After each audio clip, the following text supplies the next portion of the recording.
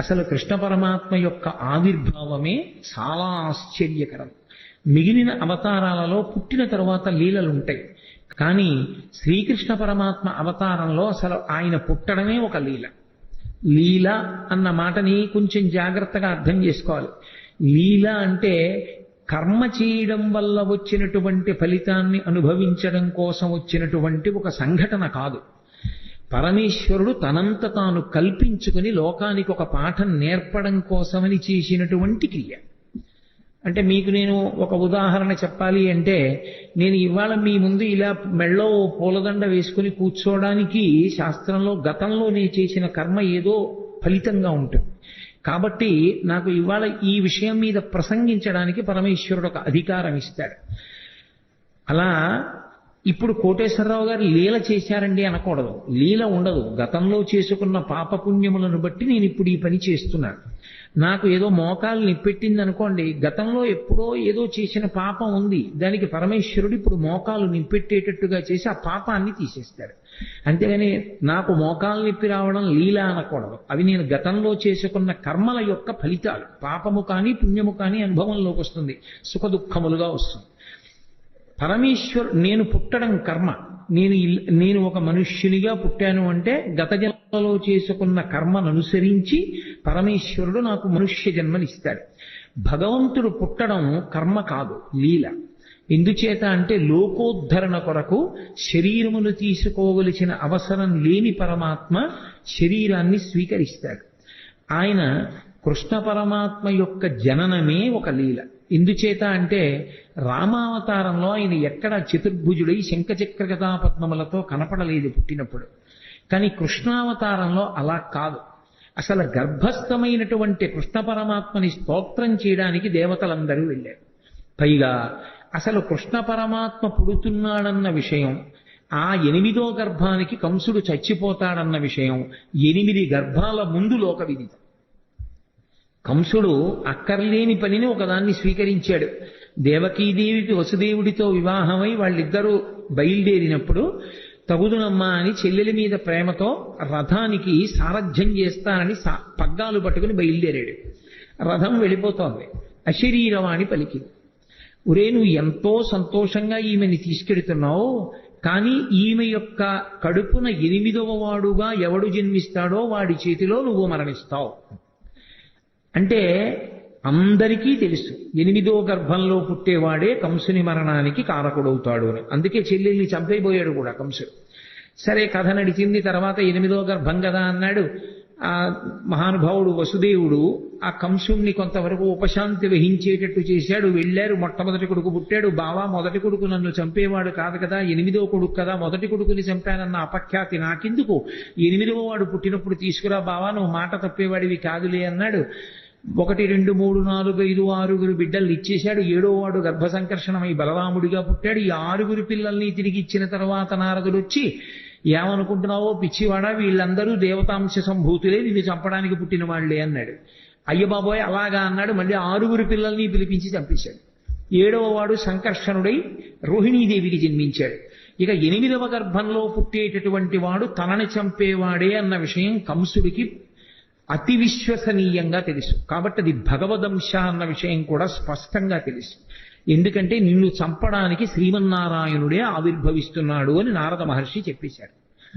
కాబట్టి రాక్షసుడైన కంసుడు ఎంత జాగ్రత్త తీసుకున్నాడంటే, రాక్షసత్వము అన్న మాటకు అర్థం ఏమిటో అక్కడ అర్థమవుతుంది. అసలు అంత జాగ్రత్త తీసుకున్నాడు.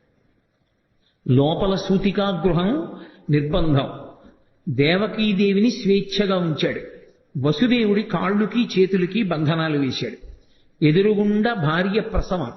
ఆమె ఎంత బాధపడుతున్నా భర్త లేచి కనీసం గుక్కెడు మంచినీళ్లు కూడా ఇవ్వలేడు. కాబట్టి కాళ్ళకి చేతులకి బంధనాలు వేశాడు. అక్కడ నుంచి చూస్తే సూతికా గృహం ఇక్కడ వరకు కనపడాలి, అలా ఏర్పాటు చేశాడు. విచ్చుకత్తులు పట్టుకుని తిరుగుతూనే ఉండాలి. 8వ గర్భం పుట్టగానే ఏడుపు వినబడగానే పిల్లాన్ని చంపేయాలి. అది కూడా ఎంత భయంకరంగా చంపేవాడంటే, పిల్లల కాళ్ళు పట్టుకుని గిరగిరా తిప్పి బండకేసి కొట్టేవాడు. కాబట్టి పిల్లవాడు ఏడవగానే నాకు తెలియాలి. అసలు పడుకునేవాడు కాదు, నిద్రపోయేవాడు కాదు, ఏది చేస్తున్నా సరే 8వ గర్భం వచ్చేస్తోంది అదే బెంగ. ఇంత బెంగ పెట్టుకున్నప్పుడు శ్రావణ మాసంలో అష్టమి తిథి నాడు అర్ధరాత్రి కటిక చీకట్లో కారాగారంలో లోకాలన్నింటినీ పరిపాలింపవలసినటువంటి పరమాత్మ, ఆయనకి తెలియదు ఎవడెంత జాగ్రత్త తీసుకున్నా ఆయన మాయందు ఎవరు దాటి యువతలకి రాగలిగిన వాడు. మమ మాయా దురత్యయ అంటాడు. ఒక్కసారి ఆ మాయనంతటినీ కమ్మాడు. ఎక్కడి వాళ్ళక్కడ గాఢ నిద్రలోకి వెళ్ళిపోయారు. దేవకీ వసుదేవులు తప్ప ఎవ్వరూ లేరు. ఆఖరికి చిత్రం ఏమిటంటే దేవకీదేవి గర్భమునందున్నటువంటి శ్రీమన్నారాయణుణ్ణి 33 కోట్ల మంది దేవతలు చతుర్ముఖ బ్రహ్మగారితో కలిపి వచ్చి స్తోత్రం చేశారు. ఆయన పుట్టవలసిన సమయం ఆసన్నమైంది. ఏ విధమైనటువంటి ఇబ్బంది లేకుండా శిశోదయం అయిపోయింది. పిల్లాడు పుట్టాడు. లోకంలో ఎక్కడైనా పిల్లవాడు పుడితే తల్లిదండ్రులు సంతోషిస్తారు తప్ప పిల్లవాడికి తల్లిదండ్రులు నమస్కారం చేసి స్తోత్రం చేసినటువంటి సందర్భం ఉండదు. ఆఖరికి వామనమూర్తి పుట్టినప్పుడు కూడా నన్ను కన్న తండ్రి నా పాలి దైవమా నా తపప్పలంబ నా కుమార నాదు చిన్ని వడుగ నా కుల దీపక రాగదయ్య భాగ్య రాశివగుచు అంటుంది. నా కొడుకనే అంటుంది అదితి. కానీ శ్రీకృష్ణ పరమాత్మ యొక్క అవతారంలో మాత్రం పుడుతూనే ప్రాకృత శిశువుగా కనపడలేదు. అసలు ఇలా పుడుతూనే జలధరదేహు నాజాను చతుర్బాహు సరసీరుహక్షు విశాలవక్షు జారుగదా శంఖ చక్ర పద్మ విలాసు కంఠ కౌస్తుభమణి కాంతిభాను కమనీయ కటిసూత్ర కంకణ కేయూర శ్రీవత్సలంచనంచిత విహారు మరుకుండలద్వయ మరు విహారు అని ఆ మహానుభావుడు పుడుతూనే ఆయన నీలమేఘఛాయ ఎలా ఉంటుందో అటువంటి మేఘఛాయతో శంఖచక్ర గదా పద్మములతో కూడుకున్నటువంటి వాడై కటిక చీకటితో ఉన్నటువంటి ఆ కారాగారమునందు భాషించాడు. ఈ పిల్లవాడిని చూశాడు వసుదేవుడు, ఆశ్చర్యపోయాడు. ఇదేమిట్రా, సాక్షాత్ శ్రీమన్నారాయణుడు కొడుకుగా పుట్టాడు. బాలు పూర్ణేందు రుచిజాలు భక్త లోకపాలు సుగుణాలవాలు కృపావిశాలు చూచి తిలకించి పులకించి చూజ్యమంది ఉబ్బి చెలరేగి వసుదేవుడు ఉత్సహించి అన్నారు పోతన గారు. బాలు పూర్ణేందు రుచిజాలు భక్త లోకపాలు, భక్తుల్ని లోకాల్ని పరిపాలించగలిగినటువంటి పరమాత్మ చిన్న పిల్లవాడిగా శంఖచక్ర గదా పద్మములతోటి శ్రీమన్నారాయణుడిగా ఆవిర్భవిస్తే వసుదేవుడు ఆశ్చర్యపోయి ఆ పిల్లవాడిని పట్టుకుని స్తోత్రం చేశాడు. సర్వము నీలోనిదిగా సర్వాత్మడమాత్మమత్తు సంపన్నుడవై సర్వమయుడవ నీకును సర్వేశ్వర లీవులోను సంధులు వెలయన్నాడు. ఈశ్వరా, ఈ సమస్తము నీ చేత నిండి నిబిడీకృతమైపోయింది. అటువంటి వాడివి మా కోసం నువ్వు కొడుకుగా పుట్టావా అని స్తోత్రం చేశాడు. దేవకీదేవి స్తోత్రం చేసింది. అసలు ఆ స్వరూపం ఎంత మంగళప్రదంగా ఉంటుందో చూపించారు పోతన గారు. జలధరదేహు అంటూ ప్రారంభించారు. జలధరదేహు అంటే మేఘము వంటి శరీరం ఉన్నవాడు అని. మేఘమునకు 2 లక్షణాలు ఉంటాయి. ఒకటి కాంతి, ఒకటి చల్లతనం. ఆ నలుపు ఏదో బొగ్గు నలుపులా ఉండదు, దానిలో విశేషమైనటువంటి కాంతి ఉంటుంది. కాంతి ఉంది కదా అని వెచ్చతనం ఉండదు, చల్లతనం ఉంటుంది. ఆయన యందు 2 ఉన్నాయి. ఒకటి కాంతి భా, అదే ఆచార్యతత్వమై కృష్ణం వందే జగద్గురుం అయింది. రెండవది చల్లతనం, అదే భక్తుల్ని పరిపాలించేటటువంటి గుణంగా ప్రకాశించింది. అందుకే శ్రీకృష్ణ పరమాత్మ పాండవులని ఆదుకోవడానికి పడినటువంటి కష్టాలు అన్నీ ఇన్నీకో, అన్ని కష్టాలు పడ్డాడు మహానుభావుడు. జలధరదేహు నాజాను చతుర్బాహు సరసీరుహక్షు విశాలవక్షు జారు గదా శంఖ చక్ర పద్మ విలాసు కంఠ కౌస్తుభమణి కాంతిభాను కమనీయ కటిసూత్ర కంకణ కేయూర శ్రీవత్సలంచనంచిత విహారు మరుకుండల ప్రభాయుత కుండల లలాటు వైఢూర్య మణిగణ వరకిరీటు బాలు పూర్ణేందు రుచిజాలు భక్త లోకపాలు సుగుణాలవాలు కృపావిశాలు చూచి తిలకించి పులకించి చూజ్యమంది ఉబ్బి చెలరేగి వసుదేవుడు ఉత్సహించే అని ఆ చిన్ని కృష్ణుణ్ణి చూసినటువంటి వసుదేవుడు పరమ సంతోషాన్ని పొందాడు. దేవకీదేవి అంత ఆనందాన్ని పొందింది. వాళ్ళకి కొడుకుగా పుట్టినటువంటి కృష్ణ పరమాత్మ దేవకీ వసుదేవులతో చెప్పాడు, నేను ఇది 3వసారి మీ కడుపున పుట్టడం. ఏ తల్లిదండ్రులు కన్నారో ఆ తల్లిదండ్రులకు తెలియదు. ఏ పిల్లవాడు పుట్టాడో ఆయన తల్లిదండ్రులతో చెప్తున్నాడు. ఇది లోకంలో ఎక్కడా జరగదు. అంత విచిత్రమైనటువంటి లీల. తల్లిదండ్రులు ఎక్కడైనా మా కొడుకని వాళ్ళకి తెలుస్తుంది, పిల్లవాడికి నేను వీళ్ళ బిడ్డన్నన్న విషయం కూడా వాడికి తెలియదు. వాడిని నిజంగా పొత్తిళ్లలోనే ఇంకోళ్ళు తీసుకెళ్లి పెంచారనుకోండి, ఎవరు పెంచారో వాళ్లే తల్లిదండ్రులు అనుకుంటాడు వాడు. అటువంటిది ఈ చిన్ని కృష్ణుడు దేవకీ వసుదేవులకు చెప్పాడు. ఎందుకని? పరమాత్మ స్వరూపం గనక. నేను 3వసారి మీ కడుపున పుట్టాను. ఒకసారి ఈయన పేరు కృష్ణి, నీ పేరు కృష్ణి దేవకీదేవి, ఆయన పేరు సుతపుడు వసుదేవుడు. మీ ఇద్దరు నా గురించి 12,000 దివ్య సంవత్సరములు తపస్సు చేశారు. నేను మీకు ప్రత్యక్షం అయ్యాను. ఏం కావాలని అడిగాను. నీలాంటి కొడుకు కావాలన్నారు. మీరు మోక్షం అడగలేదు. నాలాంటి కొడుకు నేను తప్ప ఇంకొకడు లేడు, అందుకని నేనే మీ కడుపున 3 మార్లు పుడతానని వరమిచ్చాను. ఆ జన్మలో మీకు పృష్ణి గర్భుడు అన్న పేరుతో పుట్టాను. వేరొకసారి మీరు మరిచిపోయినా నేను మర్చిపోలేదు. మీరు కశ్యప ప్రజాపతి అదితిగా ఉండగా వామనమూర్తిగా పుట్టాను. 3వ మాట ఇదే చిట్ట చివరిసారి మీ కడుపున నేను పుట్టడం. ఇది 3వసారి పుట్టాను. ఈ జన్మలో నా పేరు శ్రీకృష్ణుడు అని పిలుస్తారు. మీరిద్దరూ దేవకీ వసుదేవులని పిలవబడ్డారు. ఈ 3వ జన్మలో నేను శ్రీకృష్ణ పరమాత్మగా మీ కడుపున ఆవిర్భవించినప్పుడు చేసినటువంటి లీలల్ని మీరు నిరంతరం స్మరించిన కారణం చేత మీ మనసుని పట్టినటువంటి పాపరాశి ధ్వంసమై ఇక మళ్లీ పుట్టవలసిన అవసరం లేని పునరావృత్తి రహిత శాశ్వతమైనటువంటి శివసాయుజ్య స్థితిని మోక్ష రూపంలో మీరు పొందుతారు. కాబట్టి నా లీలను స్మరించడమే మీకు ఉత్తమోత్తమైనటువంటి లక్షణం అన్నాడు. పరమాత్మ ఆ జన్మలో వాళ్ళకి పిల్లాడిగా పుట్టి కూడా నేను మీ దగ్గర పెరగను. ఓ వసుదేవా, నువ్వు నన్ను తీసుకుని తల మీద పెట్టుకో. తెలుగు భాగవతంలో అయితే ఆంధ్ర భాగవతంలో గుండెల మీద పెట్టుకున్నాడు అని. నన్ను తీసుకుని ఈ అంతఃపురం నుంచి బయటికి వెళ్ళిపో. రాజ్యానికి సరిహద్దులో యమునా నది ప్రవహిస్తోంది మధురా నగరం దగ్గర. ఆ యమునా నది త్రోవ ఇస్తుంది, దాటి నందవ్రజానికి చేరుకో. నందవ్రజంలో ఇదే సమయానికి యోగమాయ పుట్టింది. అందుకే నారాయణ నారాయణి అన్నా చెల్లెళ్ళు పార్వతీదేవి శ్రీ మహావిష్ణువు. యోగమాయ పుట్టి ఉన్నది.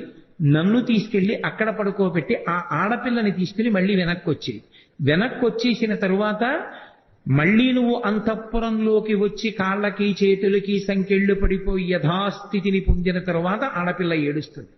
ఏడిచిన తరువాత కంసుడు లేస్తాడు. కాబట్టి నన్ను తీసుకెళ్లి నందవ్రజంలో విడిచిపెట్టాయి అన్నాడు. సరేనన్నాడు. ఆ పిల్లవాడిని తీసుకున్నాడు, బయటికి బయలుదేరాడు. ఆశౌరికి తెరవెసగెను ప్రకాశోద్దత తుంగ భంగ కలిత ధరాసాకాశయగు యమున మును సీతేశునకు పయోధి త్రోవ ఇచ్చిన భంగిన్నన్నారు పోతన గారు. సముద్రం ఎలా రామచంద్రమూర్తికి దారిచ్చేసిందో అలా యమునా నది కూడా దారిచ్చేసింది. ఎవరికి? కృష్ణ పరమాత్మని తల మీద పెట్టుకున్నటువంటి వసుదేవుడికి. అందుకే రామచంద్రమూర్తికి ఎక్కువ సంబంధం గోదావరి సరయూ నది. కృష్ణ పరమాత్మకి ఆద్యంతము సంబంధము యమునా నది. యమునా నదితో ఆయనకి సంబంధం ఉండడానికి కారణం ఒక్కటే. యముడు యమున వీళ్ళిద్దరూ అన్నా చెల్లి. వీళ్ళిద్దరూ సూర్య భగవానుడి యొక్క బిడ్డలు. యమున ముందుకు నడిచి వెళ్ళిపోతూ ఉంటుంది, కాలము వెనక్కి రాదు. గంగ అలా కాదు, గంగ ముందుకు వెళ్ళి వెనక్కి వెడుతుంది. కాశీలో దక్షిణానికి వెడుతున్న గంగ మళ్ళీ వెనక్కి తిరిగి ఉత్తరానికి వెళ్ళింది. గంగ దక్షిణానికి వెళ్ళింది అంటే జనన మరణ శోక సంసార స్వరూపం. ఉత్తరానికి తిరగడం అంటే మృత్యువునంత పోగొట్టగలిగినటువంటి పరమేశ్వర స్థానాన్ని, కైలాసాన్ని చూడడం. అక్కడ తిరిగింది కాబట్టి ఉత్తరానికి కాశీపట్టణంలో ప్రవహించేటటువంటి గంగకి ఒక ప్రత్యేకమైనటువంటి ప్రాముఖ్యత ఏర్పడింది. అందుకే కాశీగంగా అంటుంటారు. యమున అలా కాదు, ముందుకే వెడుతుంది. అందుకే యమున కాలస్వరూపం. యమునని దాటలేరెవరు. కాలాన్ని దాటడం ఎవరికి సాధ్యం కాదు. కాలమును దాటేశాడు అంటే ఇక పుట్టడు అని గుర్తు, మోక్షాన్ని పొందాడు అని. కాలమునందు పడిపోయి మళ్ళీ కాలమునందు పుడుతూ ఉంటాడు. పునరపి జననం పునరపి మరణం పునరపి జననీ జఠరేశయనం. కానీ ఎవరు కృష్ణ పరమాత్మని తలయందు ధరిస్తారో వారు మాత్రము కాలము దారిచ్చేస్తుంది. అంటే ఇక వాళ్ళు పుట్టవలసిన అవసరం ఉండదు. అందుకే రాసలీల కూడా ఎక్కడ చేస్తాడు అంటే యమునా నది ఒడ్డునే చేస్తాడు. రాసలీల అంటే ఏదో ఒళ్ళు కొవ్వెక్కి ఆడవాళ్లతో కలిసి ఆడినటువంటి క్రీడ కాదది. రాసలీల అంటే ఎంతమంది జీవులు తరించడానికి సిద్ధంగా ఉన్నారో, ఎంతమంది ఆ భక్తి పరిపక్వతని పొందారో అంతమంది పరమాత్మ యొక్క బ్రహ్మానందాన్ని అనుభవించేటటువంటి స్థితిని భాగవతంలో రాసలీలా ఘట్టంగా తీసుకొచ్చారు. అందుకే అంగనామంగనా మంతరే మాధవం అంటాడు లీలాశుకుడు. ఇటు పక్కన ఒక అంగన, ఇటు పక్కన ఒక అంగన ఉంటే మధ్యలో కృష్ణుడు ఉంటాడు. కృష్ణుడికి మధ్యలో అంగన ఉంటుంది. అంటే ఎంతమంది జీవులు బ్రహ్మానంద స్థితిలో ఉంటారో అంతమందిని బ్రహ్మానంద స్థితిలో పరమేశ్వరుణ్ణి అనుభవిస్తూ ఉంటారు. ఆ స్థితిని ఆవిష్కరించేటటువంటి అద్భుత ప్రక్రియ రాసలీల. అది కాలాతీత స్థితిని చూపిస్తుంది. కాబట్టి యమున ఒడ్డునే చేస్తాడు కృష్ణ పరమాత్మ. అంతటి మహానుభావుడు. అదే ఆయనలో ఉన్నటువంటి మెరుపు.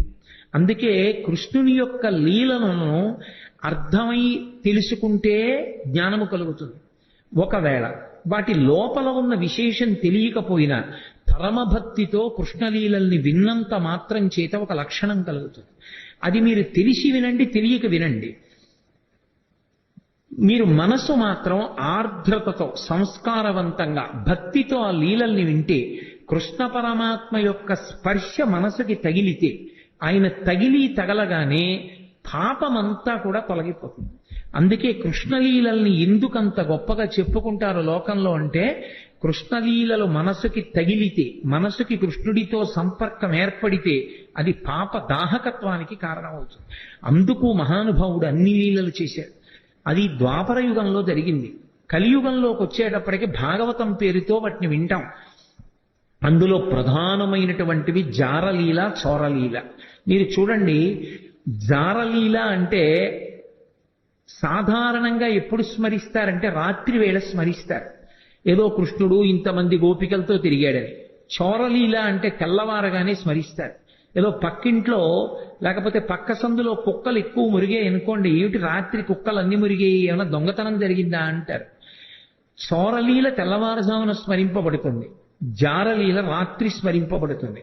నిందాపూర్వకంగానైనా సరే కృష్ణుడు రాసలీల చేశాడు అని రాత్రి స్మరించిన, నిందాపూర్వకంగానైనా సరే కృష్ణుడు దొంగతనం చేశాడని ఉదయం వేళ స్మరించిన, రాబోయే కలియుగంలో జారత్వము, చోరత్వము ఈ రెండిటి గురించి ఎక్కువ మంది చదువుకుంటారు, ఎక్కువ మంది మాట్లాడుకుంటారు.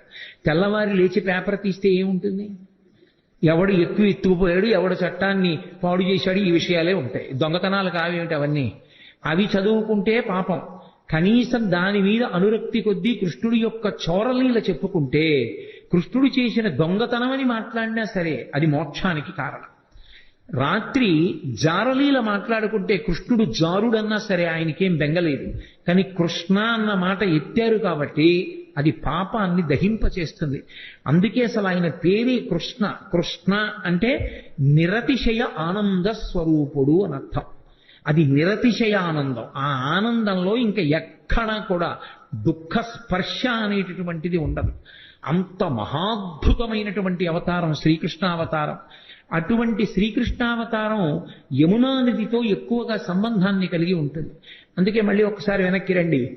వసుదేవుడు చెప్తే ఆ కృష్ణ పరమాత్మని తల మీద పెట్టుకుని వసుదేవుడు బయలుదేరి వెడుతుంటే యమున దారిచ్చింది. యమున దారిచ్చింది అన్న మాటకు అర్థం ఏంటంటే కాలము దారి విడిచిపెట్టేసింది అని. ఎవరికి కృష్ణుడు తల మీద ఉంటాడో వాడికి కాలము దారి విడిచిపెడుతుంది. నందవ్రజానికి వెళ్ళాడు. ఏమి ఎందుకు ఉండకూడదు మధురానగరంలో? మధురానగరంలో కృష్ణుడు ఉండడు. ఎంతకాలం ఉండడు? కృష్ణుడు ఎంతకాలం ఉండడు అంటే కంసుడు ఉన్నంత కాలము కృష్ణుడు ఉండడు. కంసుడు మధురని విడిచిపెట్టేస్తే, కంస సంహారం అయిపోతే కృష్ణుడు మధురలోనే ఉంటాడు. కంసుడు మధురని పరిపాలించినంత కాలం కృష్ణుడు నందవ్రజంలో ఉంటాడు. దాని అర్థం ఏమిటంటే మధ్యలో యమునా నది ఉంటుంది. నందవ్రజంలో ఉండడము అన్న మాటకు అర్థం ఏమిటంటే ఎప్పుడూ భగవద్భక్తితో అరమరికలు లేకుండా సంతోషంగా ఉండేటటువంటి వాళ్ళు సద్గుణోపేతులు ఎక్కడున్నారో అక్కడ భగవానుడు ఉంటాడు తప్ప, కామంతో ఉండేటటువంటి వాళ్ళు, ఎప్పుడూ కోరికలతో ఉండేటటువంటి వాళ్ళు ఉన్న చోట భగవానుడు ఉండలేడు. అందుకే మధుర అంటే తీయనైనది అని. మధురమైన తలంపులతో కంసుడు గత జన్మలో కాలనేమి కోర్కెలతో వెంపర్లాడుతూ కంసుడు మధురని పరిపాలించినంత కాలం కృష్ణుడు ఉండడు, నందవ్రజంలో ఉంటాడు. కంస సంహారం అయిపోతే అదే కృష్ణుడి చేతిలో కంసుడు మడిసిపోతే మధురానగరంలో ఉండిపోతాడు. అప్పుడు ఆ మనసు పవిత్రం. కంసుడు లేని మనసు పవిత్రం. మీరు ఎక్కడ అన్వయించేయండి అంతే. అందుకే కాముడు ఉన్న చోట రాముడు ఉండడు అంటారు. కామకోటికి రామకోటికి తేడా ఏమి అని వారు పరమాచార్య స్వామి. కాబట్టి కాముడున్న చోట రాముడు ఉండలేడు, ఆయనకి చోటు ఉండదు అక్కడ. రాముడున్న చోట కాముడు ఉండే అవకాశం ఉండదు. భగవత్తత్వమునందు రమించే హృదయంలో కామానికి చోటు లేదు. భగవత్తత్వంలో రమించడానికి అవకాశం లేని చోట కాముడు మాత్రమే ఉండే అవకాశం ఉంటుంది. అందుకే కాముడు రాముడు, కృష్ణుడు కంసుడు, ఇవి రెండు ఎప్పుడు ఒకరుంటే రెండవ వారు ఉండరు. ఆఖరికి మాత్రం భగవంతుణ్ణి నమ్ముకున్న భక్తుడికి మాత్రం ఎప్పుడో అప్పుడు కంస సంహారమో కామ సంహారమో చేసి కృష్ణుడో రాముడో హృదయంలోకి వచ్చి నిలబడడం మాత్రం ఖాయం. ఆ భక్తి మాత్రం ఉండాలి. అందుకే నందవ్రజంలో పడుకోబెట్టి మళ్ళీ ఆడపిల్లని తీసుకుని ఈవలి వీపుకి వచ్చి లోపలికి వెళ్ళి ఆడపిల్లని తీసుకుని దేవకీదేవి పక్కన పడుకోబెట్టి వచ్చి కూర్చున్నటువంటి వసుదేవునికి బంధనములు మాత్రం పడలేదు. మళ్లీ తలుపులు వేసేసుకున్నాయి, గొలుసులు పడిపోయాయి, తాళాలు పడిపోయాయి, అన్నీ పడిపోయాయి, అందరూ నిద్రపోతున్నారు. సంకెళ్ళు పట్టుకోలేదు. అవెందుకు పట్టుకో అంటే పదముల సంఖ్యలు నిడుకుని మదితలచుచు సూరసుతుడు ముందరువోలెన్ కుదురుకొను రీతి దేహమున కదిలించుచు నూరకుండె గురువర తంబున్న నరపోతన గారు. ఈసారి బంధనాలు ఆయనే వేసుకున్నాడు వసుదేవుడు, అవి తగులుకోలేదు. దాని అర్థం ఏమిటంటే ఒక్కసారి శ్రీకృష్ణ పరమాత్మని శిరస్సునందు ధరించిన తరువాత, ఆ జ్ఞానం ఆవిర్భవించిన తరువాత సంసారమునందున్నట్టుంటాడు తప్ప ఇక సంసారమునందు లేనివాడు. అందుకే ఇక బంధనములు మాత్రం తగులుకోవు వసుదేవుడికి. బంధనములను తాను తగిలించుకున్నాడు. అంటే సంసారమునందున్నవాడిలా ఉంటాడు. అందుకే అసలు కృష్ణ పరమాత్మ యొక్క జననమే గొప్ప లీల. అసలు కృష్ణ పరమాత్మ యొక్క జననం అన్నది బాగా అర్థమైతే వేదాంత రహస్యములు చాలా అర్థమైపోతాయి. అసలు మనుష్య శరీరము, ఆత్మ, సత్యాసత్య వివేకము ఇవన్నీ కూడా బాగా అర్థమవడానికి అవకాశం ఇచ్చేది ఏది అంటే శ్రీకృష్ణ పరమాత్మ యొక్క జననమే. అందుకే దాన్ని పరిపూర్ణావతారం అని పిలవడానికి కారణం అదే. ఒకవేళ అలా ఏమీ అర్థం కాలేదనుకోండి, దాని వలన వచ్చిన నష్టం ఏమీ లేదు. కనీసం కృష్ణుడు పుట్టాడు, అలా పుట్టగలడు అని నమ్మి వినగలిగితే చాలు, అది రక్షిస్తుంది. కృష్ణుడు పుట్టాడు, పిల్ల ఏడిచింది, కంసుడు లేచాడు, పరిగెత్తుకెళ్ళాడు. అన్న శమింపుమన్న తగదల్లుడు కాడిది మెనకోడలవు మన్నన చేయు మన్న విను మానిని చంపుట రాచపాడి కాదన్న సుకీర్తివై మనగదన్న మహాత్ములు పోవుత్రోవు పోవన్న భవత్ సహోదరి కదన్న నిను శరణంబు వేడదన్నని ఏడిచింది దేవకీదేవి. అన్న అన్న అన్న అని 10 మాటలు పిలిస్తే మనసు కరుగుతుందేమో అనుకుంది పిచ్చి తల్లి. అన్న శమింపుమన్న తగదల్లుడు కాడిది మెనకోడలవు మన్నన చేయు మన్న విను మానిని చంపుట రాచపాడి కాదన్న సుకీర్తివై మనగదన్న మహాత్ములు పోవుత్రోవ పోవన్న భవత్ సహోదరి గదన్న అని అన్ని మాటలు అన్నయా అన్నయా అన్నయా అని ఏడిచింది. అయినా బలవంతంగా పిల్ల కాళ్ళు పట్టుకుని లాగేసి గిరగిరా తిప్పి ఆ పిల్లని బండకేసి కొట్టబోయాడు. ఆ పిల్ల రాతికి తగలడం మానేసి ఆకాశంలోకి ఎగిరిపోయి పుష్ప మాలల చేత అలంకరింపబడి దేవతలందరూ ఆమెని సేవిస్తుండగా, ఓరి పిచ్చివాడా, నిన్ను చంపేవాడు నాతో కలిసి వేరొక చోట పుట్టాడు. పోని ఊరుకున్నాడా? ఇంకా పళ్ళు రాని పిల్లలు, పాలు తాగుతున్న పిల్లలు ఎక్కడెక్కడున్నారో వాళ్ళందరినీ చంపేయమన్నాడు. అక్కడ ప్రారంభమయ్యాయి కృష్ణలీలలు. అసలు శ్రీకృష్ణ పరమాత్మకి ఇంకా పాపం ఆయనకి అసలు అందుకే కన్నులు తెరవని కడుచిన్ని పాపడై దానవి చనుబాలు త్రాగి చంపే అన్నారు గోపకాంతలు ఆయన గురించి చెప్తూ. ఇంకా అసలు పుట్టినటువంటి పిల్లాడు, ఆయనకి కళ్ళు సరిగ్గా తెరవడం, తన కాలు చెయ్యి తను తీసుకోవడం కూడా రానట్టుగా ఉన్నటువంటి పిల్లవాడిని చంపడానికి వచ్చింది పూతన. సిరిమమ్ముం బ్రతకంగ చూచటకునై శృంగార వేషంబుతో నరుదే నోపునటంచు గోపికలు చిక్పల్రాక మోహించి తత్పరలై చూడ లతంగిపోయి కనియన్ పర్యంక మధ్యంబునన్ భరు భస్మానుల తేజు దుర్జనవధ ప్రారంభ కొండింబకున్ అంటారు పోతన. ఇంకా బూది కప్పిన నిప్పులా ఏమీ తెలియని వాళ్ళ పడుకుని ఉన్నటువంటి చిన్ని కృష్ణుణ్ణి చూసింది పూతన. లక్ష్మీదేవిలా వేషం కట్టింది చంపేస్తానని. తీరా లోపలికి వెళ్ళింది. ఎంత అందంగా ఉన్నాడు రాయి పిల్లాడనుకుంది. పరమాత్మ యొక్క అందం ఎవరినైనా మోహింపచేస్తుంది. ఎంత అందంగా ఉన్నాడు రా అనుకుంది. అనుకుని ఒరే పిల్లాడా నీకోసమేరా నేను ఇంత వేషం కట్టాను, ఒక్క గుక్కడు పాలు తాగరా నీ అందం ఏమిటో తెలుస్తుందండి. ఎందుకని స్తన్యమునకు విషం పూసుకొని వచ్చింది. స్తన్యం సప్పరించాడో చచ్చిపోతాడు. అందుకని ఆ పిల్లవాడికి వద్దమ్మా వద్దమ్మా అని ఒక పక్క అరుస్తున్నారు యశోద, అక్కడే ఉన్నటువంటి బలరాముని తల్లిని. అయినా సరే రోహిణీదేవి అంటున్నా వినకుండా పిల్లవాడిని తీసుకుని తన స్తన్యం ఇచ్చి పాలివ్వడానికి ప్రయత్నించింది. ఆయనకి తెలియదు ఎంత పసిపిల్లవాడి రూపంలో ఇంకా కళ్ళు విప్పడం కూడా చేత కానటువంటి వాడిగా ఉన్నప్పటికీ వచ్చినదెవరో, ఎందుకు ఎత్తుకుందో, ఎందుకు పాలిస్తుందో ఆయనకి తెలియదు. అది కృష్ణలీలలంటే. అవి అంత పసిపిల్లవాడిగా ఉన్నప్పటికీ సర్వజ్ఞుడు. రామచంద్రమూర్తి అయితే అలా ఉండడు, గురువుల దగ్గర నేర్చుకుంటాడు. కృష్ణుడు అలా కాదు, పసిపిల్లవాడిగా ఉంటూ రాక్షస సంహారం మొదలుపెట్టేశాడు. అందుకే ఆ లోకేశ్వరుడా చరాచర విభుండా బాల గోపాలుడా బాలధ్వంసరి గొంతు గంటిడి వెసన్ బాలెంత చందంబునన్ పాలిండ్లం విసమూని వచ్చుటమదిం చింతించి లోనవ్వుచున్ కాలంకేల కదల్పరాని కరణిన్ తన్మోడ్చి గుర్పెట్టుచున్ అన్నారు పోతన గారు. ఆ వచ్చినటువంటి పోతన విషాన్ని స్తన్యంలో పెట్టుకుని వచ్చిందని తెలుసు, తన్ని చంపడానికి వచ్చిందని తెలుసు. కానీ ఏమీ తెలియనటువంటి పిల్లవాళ్ళ కళ్ళు గట్టిగా మూసుకుని గుర్రు పెట్టి పిల్లలు, చంటి పిల్లలు నిద్రపోతున్నప్పుడు చిన్న గుర్ర గుర్రని చప్పుడు వస్తుంది. ఆ గుర్ర గుర్రని చప్పుడు చేస్తూ గాఢ నిద్రలో ఉన్నవాళ్ళ తన కాలు చెయ్యి తనకి కదపడం చేత కాని వాడిలా ఉన్నాడు.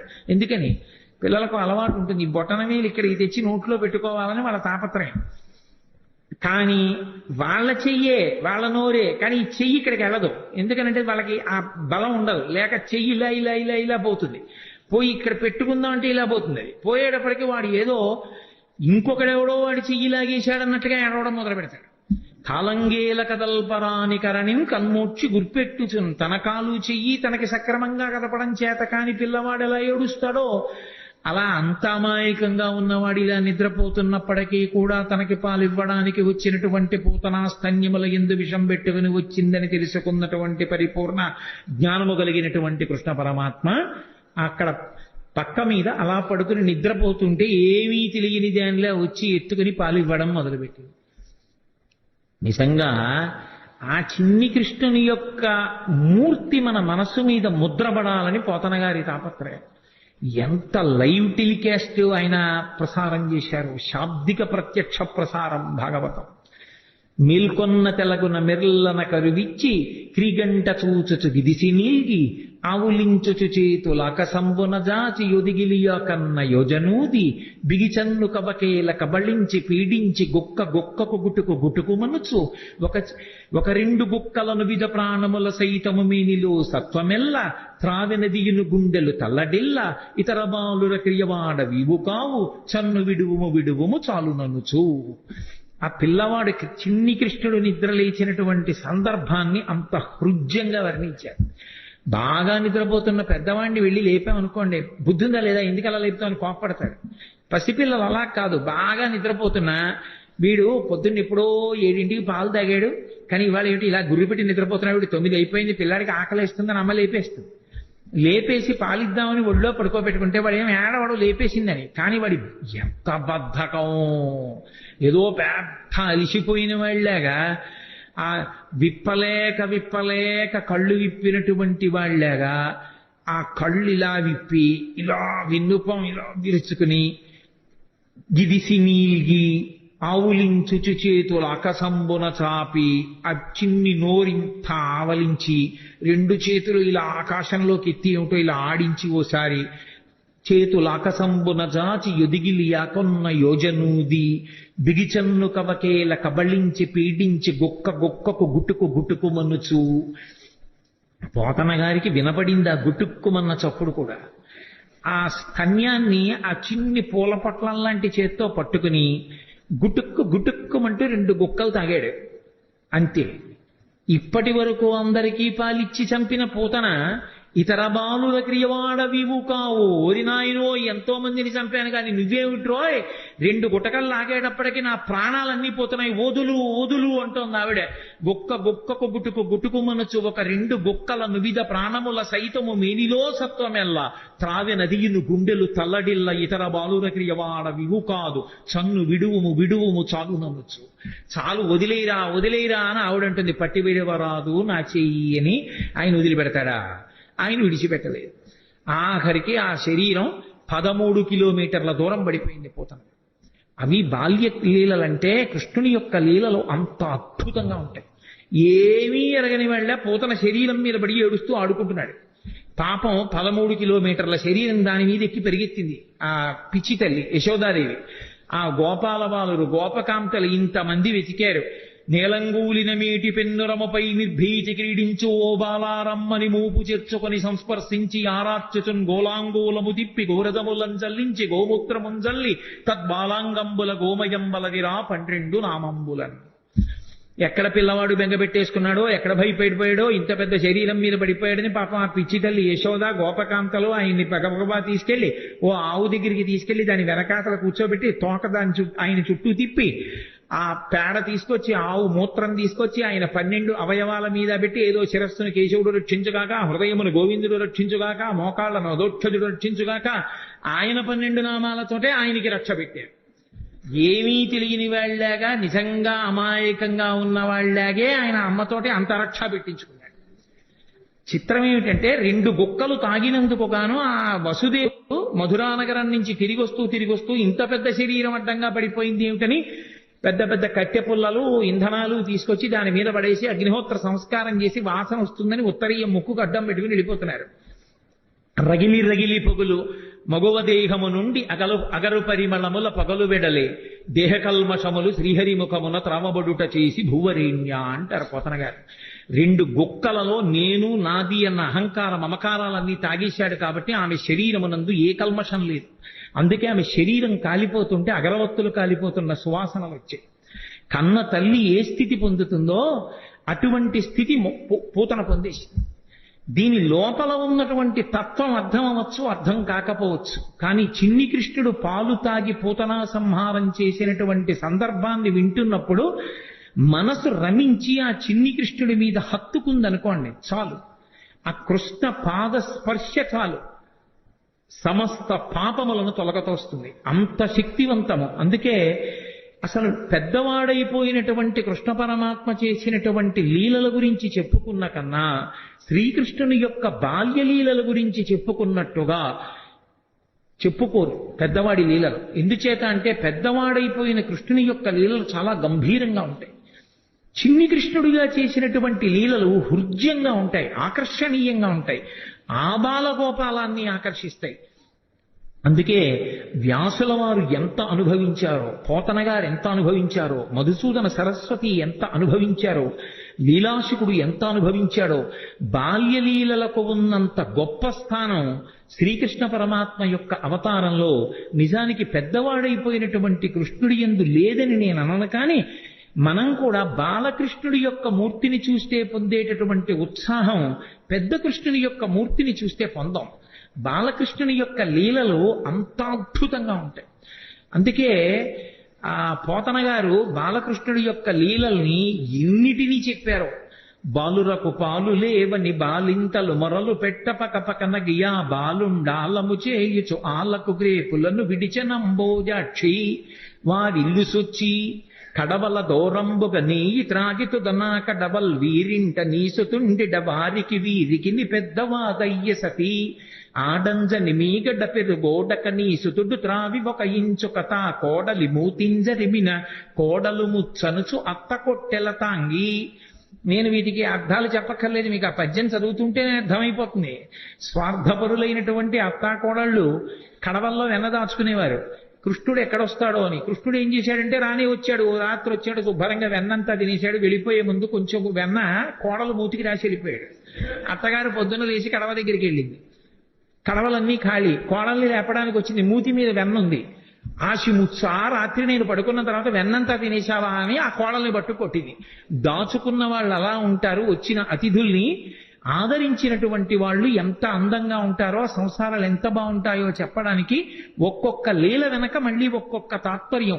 బాలురకు పాలు లేవని బాలింతలు మొరలు పెట్టపక పకన గియా బాలుండాలము చేయుచు ఆలకు గ్రేపులను విడిచి అంబోజాక్షి. మా పిల్లలకి పాలు లేకుండా చేసేసాడమ్మా, సాయంకాలం అయ్యేటప్పటికి ఎక్కడి నుంచి వచ్చాడో దూడలన్నీ వదిలేశాడు, ఆవుల దగ్గర పాలన్నీ తాగేశాయి, మా పిల్లలు ఏడుస్తున్నారని కొంతమంది గోపకాంతలు వచ్చి చెప్పారు. ఎన్ని లీలలో పుట్టి పుట్టడు నేడు దొంగిలబోయి వారి ఇల్లు చొచ్చి తా ఉట్టి అందక పీటలు రోలు ప్రోవిడి ఎక్కి చేపెట్టజాలక కుండ కిందొక తూటునరించి మీ పట్టి మీగడపాలు చెరలు పట్టి తాగెతలోదరి. దీనికి అర్థం చెప్పాలని నేను అనుకోవట్లా, అంటాను కానీ మళ్ళీ చెప్తుంటాను. కృష్ణుడు ఇంటికి వెళ్ళాడు, ఆ అత్తా కోడలు ఉట్టి దొరికితే తాగేస్తాడని చెప్పి ఉట్టి కింద ఉంటే ప్రమాదం అని చెప్పి పైన కట్టేశారు. తీసుకెళ్లేదో చిక్కంలో పెట్టి పైన కట్టారు. రానే వచ్చాడు, చూశాడు, ఓహో ఈ అత్తా కోడలు పైకి కట్టారా ఎలా అనుకున్నాడు. పీటలు రోళ్లు అన్ని తీసుకొచ్చాడు, అక్కడ వేసాడు, వాటి మీద ఎక్కాడు. ఇలా చెయ్యి పెడదామని చూశాడు, అందలేదు.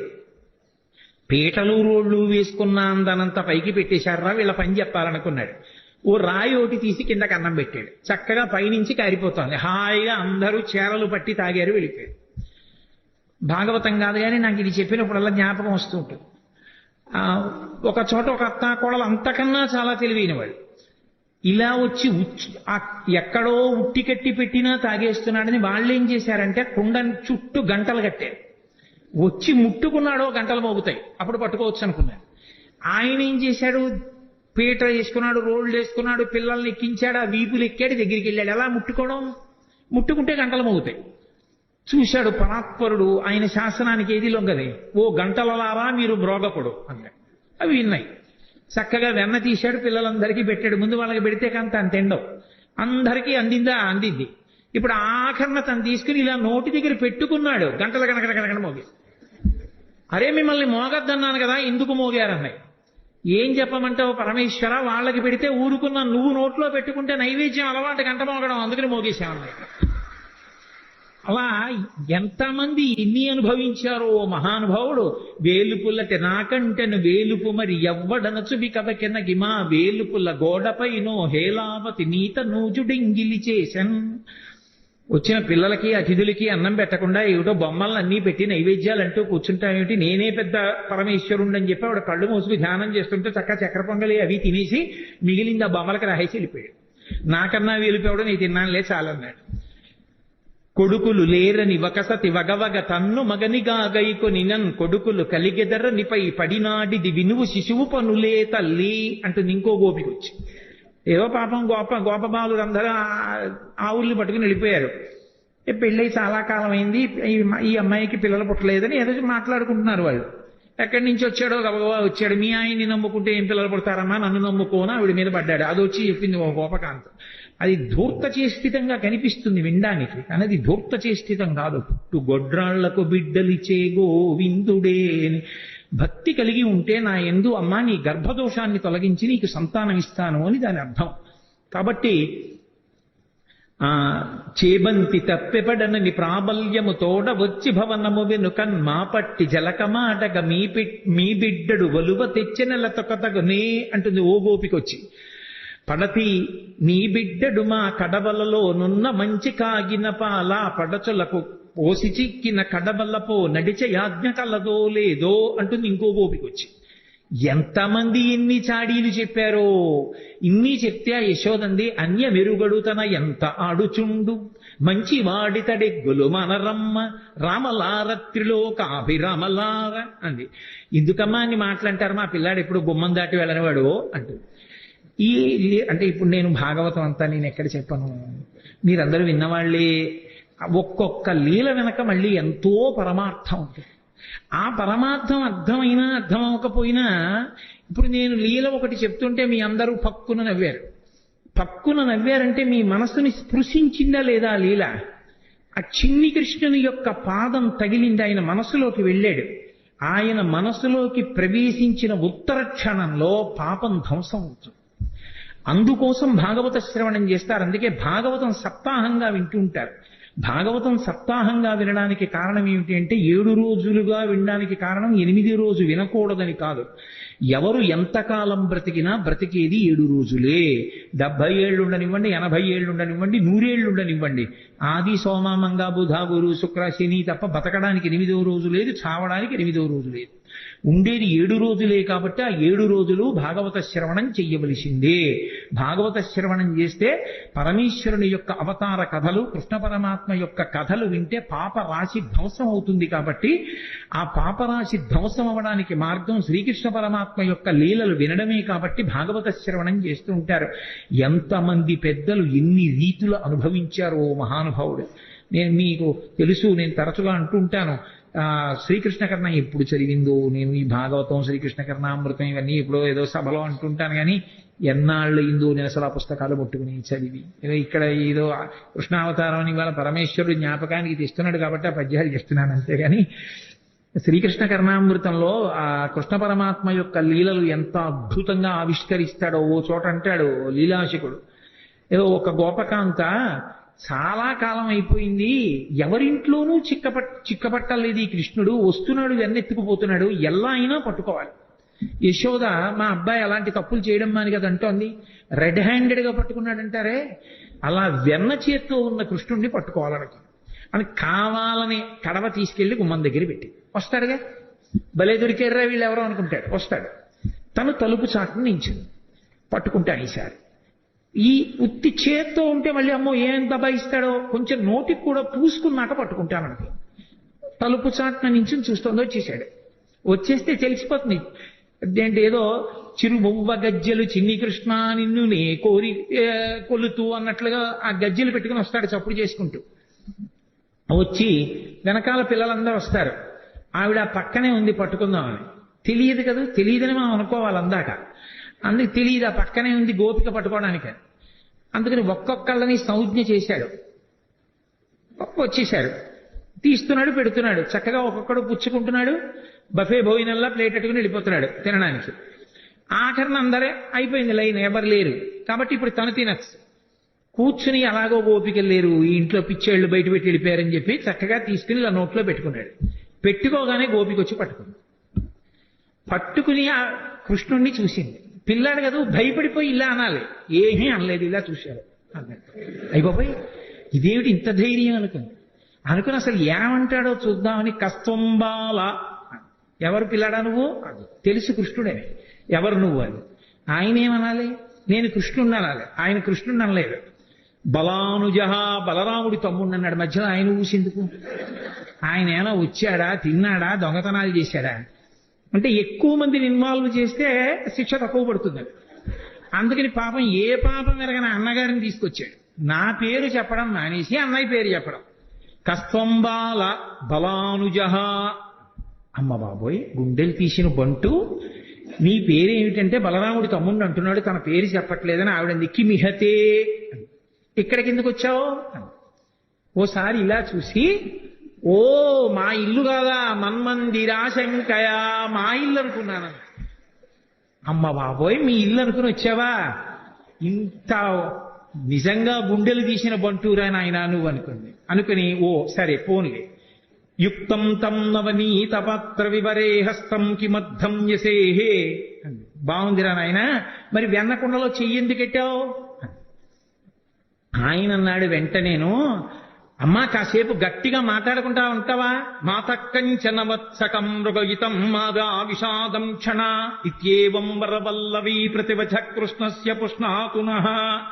ఎందుకమ్మా అంత గట్టిగా ఊరికే ఏంటి వెన్న కుండలో చెయ్యట్టావు, ఇక్కడికి ఎందుకు వచ్చావు అని అరుస్తానంటే, మా ఆవు దూడ ఒకటి తప్పిపోయింది, వెన్నకుండలో ఉందేమో అని వెతుకుతున్నాను, అరిస్తే పారిపోతుంది దూడ. వెన్నకుండలో దూడ దూరిందా, చెయ్యి పెట్టి వెతుకుతున్నావా, దూడ పారిపోతుందా అని తెల్లబోయి ఆవిడ చెయ్యి వదిలేసింది, పారిపోయి.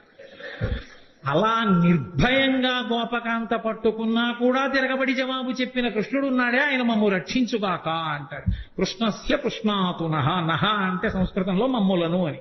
శంకరాచార్యుల వారు సౌందర్యలహరిలో ఎక్కువ వేస్తారు నహ అన్న శబ్దాన్ని. కాబట్టి కృష్ణస్య పుష్ణాతునః, మమ్ము రక్షించుగాక. అబ్బో ఇన్ని అనుభవించాడండి, ఒకటా రెండా? నిద్రపోతున్నటువంటి ఆ చిన్ని కృష్ణుడి దగ్గరికి వెళ్ళి యశోదాదేవి కథ చెప్తోంది. పిల్లలకి ఏదో కథ చెప్పకపోతే నిద్రపోరుగా. అమ్మ ఏదైనా కథ చెప్పు పడుకుంటాను. సరే చెప్తాను విను అని. ఆవిడికి ఏం తెలుసు పాపం, వచ్చినవాడు విష్ణు అవతారం కృష్ణుడేనని. రామో నామ బభూవ హుం తదబలా సీతేతి హుం తాం పితృవాచా పంచవటీ తటే విహరణస్తస్యాహరద్రావణః నిద్రార్థం జననీ కథామితి హరే హుంకారతః శృణ్వతః సౌమిత్రే క్వధనుర్ధనుర్ధనురితి వ్యగ్రాగిరప్పాంతునః. లీలాశుకుడు అంటాడు, అమ్మ కథ చెప్తోంది. రామో నామ బభూవ, రాముడనేటటువంటి రాజు ఉండేవాడు అంది. అన్నాడు. పడుకుంటున్నాడు కదా పిల్లాడు అని ఏదో కథ చెప్పాలి. ఆయన కథే పాపం, ఆయన కథేనా ఆవిడికి ఏం తెలుసు, అందుకని చెప్తోంది.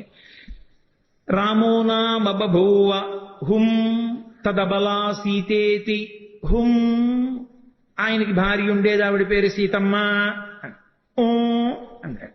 తాం పితృవాచా పంచవటీ తటే విహరణస్తస్యాహరద్రావణః, తండ్రి అయినటువంటి దశరథ మహారాజు గారు కైకమ్మకి ఇచ్చినటువంటి వరాన్ని సత్యం చేయడం కోసం 14 సంవత్సరముల అరణ్యవాసం చేయడం కోసం తమ్ముడైన లక్ష్మణస్వామితో భార్య సీతమ్మతో కలిసి రామచంద్రమూర్తి అరణ్యవాసానికి వెళ్ళినప్పుడు ఆ జనస్థానంలో సీతమ్మ తల్లిని రావణాసురుడనేటటువంటి రాక్షసుడు అపహరించాడు అంది.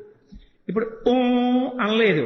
సౌమిత్రే క్వధనుర్ధనుర్ధనురితి వ్యగ్రాగిరప్పాంతునః, పడుకున్నవాడు ఒక్కసారి ఉయ్యాల్లోంచి లేచి కూర్చుని లక్ష్మణ ధనసు పట్రా ఇలా అన్నట్టు హడిలిపోయింది కథ చెప్తున్న యశోద.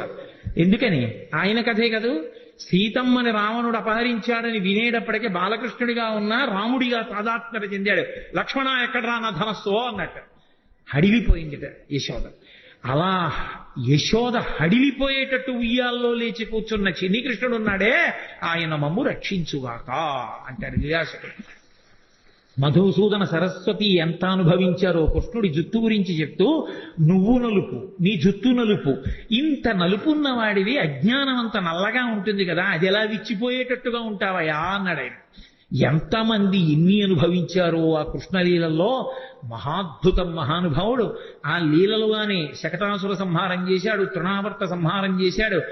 ఆఖరికి అసలు కృష్ణలీలలో మహోత్కృష్టమైనటువంటి లీలగా చెప్తారు. ఆఖరికి సన్యాసాశ్రమంలో ఉన్న వాళ్ళు కూడా తప్పకుండా వింటారు. ఆ ఉలూకల బంధనము అని ఆ పిల్లవాడిని తీసుకెళ్లి ఆ రోటికి కట్టేసినటువంటి సన్నివేశం. ఇప్పుడు నేను అవన్నీ ఆ లీలలన్నీ ఎక్కడ చెప్పడం కుదురుతుంది కానీ ఏదో అన్నాను కాబట్టి ఒక్క మాట అంటాను అంతే. కృష్ణావతారం గురించి చెప్తూ నేను దాని గురించి అనకపోతే దోషం అయిపోతుంది. ఎప్పుడు జరిగిన లీలలు అవన్నీ. ఎక్కడో ఆడుకుంటున్నాడు కృష్ణుడు, ఆ పెరుగు చిలుకుతోంది యశోద. సుడిగిచు గిదికుచు వాలుచు సడికొట్టుచు అమ్మ రమ్ము చన్నిమ్మనుచున్ బెడబెడ గంతులు వైచుచు కదిచి కడవ బాల కొండు కవ్వము పట్టెన్. ఆ చల్ల చేస్తున్నటువంటి యశోద దగ్గరికి వచ్చి పరిగెత్తుకొచ్చి అమ్మ అమ్మ నాకు పాలిస్తావా, ఇవ్వ ఆకలేసేస్తోందని కవ్వం పట్టుకున్నాడు.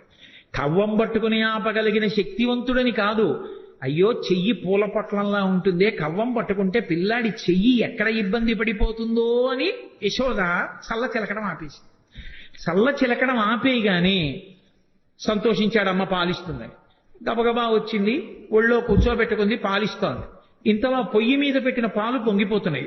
కడుపారంజనుబాలు త్రావని శిశిన్ కంజాక్ష పీఠమ్ముపై నిడి పొంగారెడు పాలు దించటకున ఏగంగ తత్పాలుండెక్కుడు కోపంబున వాడి రాతిదడి మొక్కం బంబు పోగొట్టి తెంపడరన్ కుంభములోని వెన్నది నిమిధ్యాసంకులద్భష్పుడై.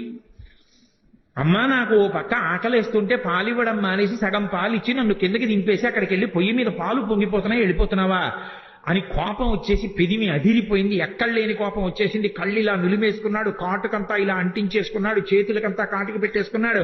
అమ్మ నాకు కడుపు నిండా పాలు ఇవ్వలేదన్నాడు. అక్కడ ఉన్న రాయి ఒకటి తీశాడు, ఆ చల్ల చేస్తున్న కుండకేసి కొట్టాడు, కుండ బదలైపోయింది. ఆ పాలని మజ్జిగంతా కిందకు వచ్చేసింది.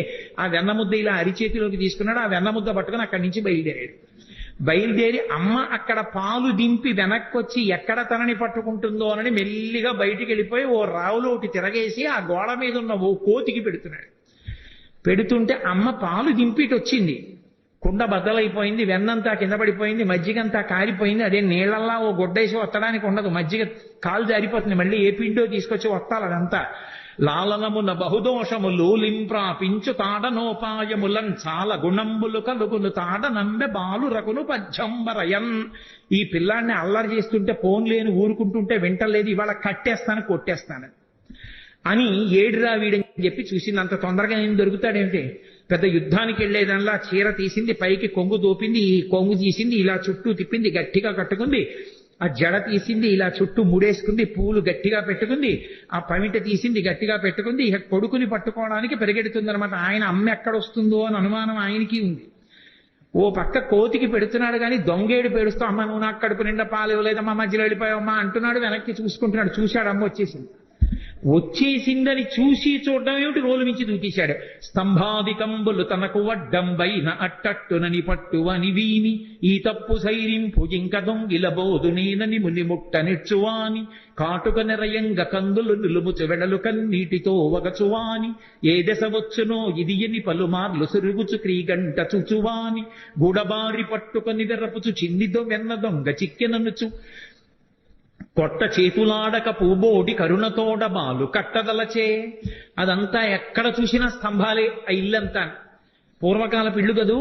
ఆ స్తంభాల చాటుకి వెళ్ళి దాక్కుంటున్నాడు. ఇటొస్తే దొరకడు, అటొస్తే దొరకడు. ఎక్కడ చూసినా స్తంభాలు. ఎట్నుంచి ఏ స్తంభం చాటుకి వెళ్ళిపోతాడో తెలియదు. ఏదో విరాట పర్వంలో తిక్కన గారు అంటారు, ఆ నర్తనశాల ఎక్కడ చూసినా స్తంభాలే.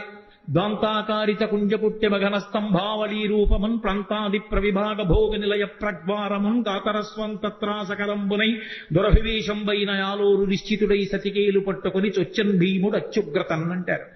అలా అన్ని స్తంభాలతో ఉన్నటువంటి ఆ ప్రాంగణంలో అమ్మ వెనక పరిగెడుతోంది, ముందు కృష్ణుడు పరిగెడుతున్నాడు. ఆ స్తంభాల చాటుకి వెళ్ళిపోతున్నాడు, నిశ్శబ్దంగా నించుంటాడు.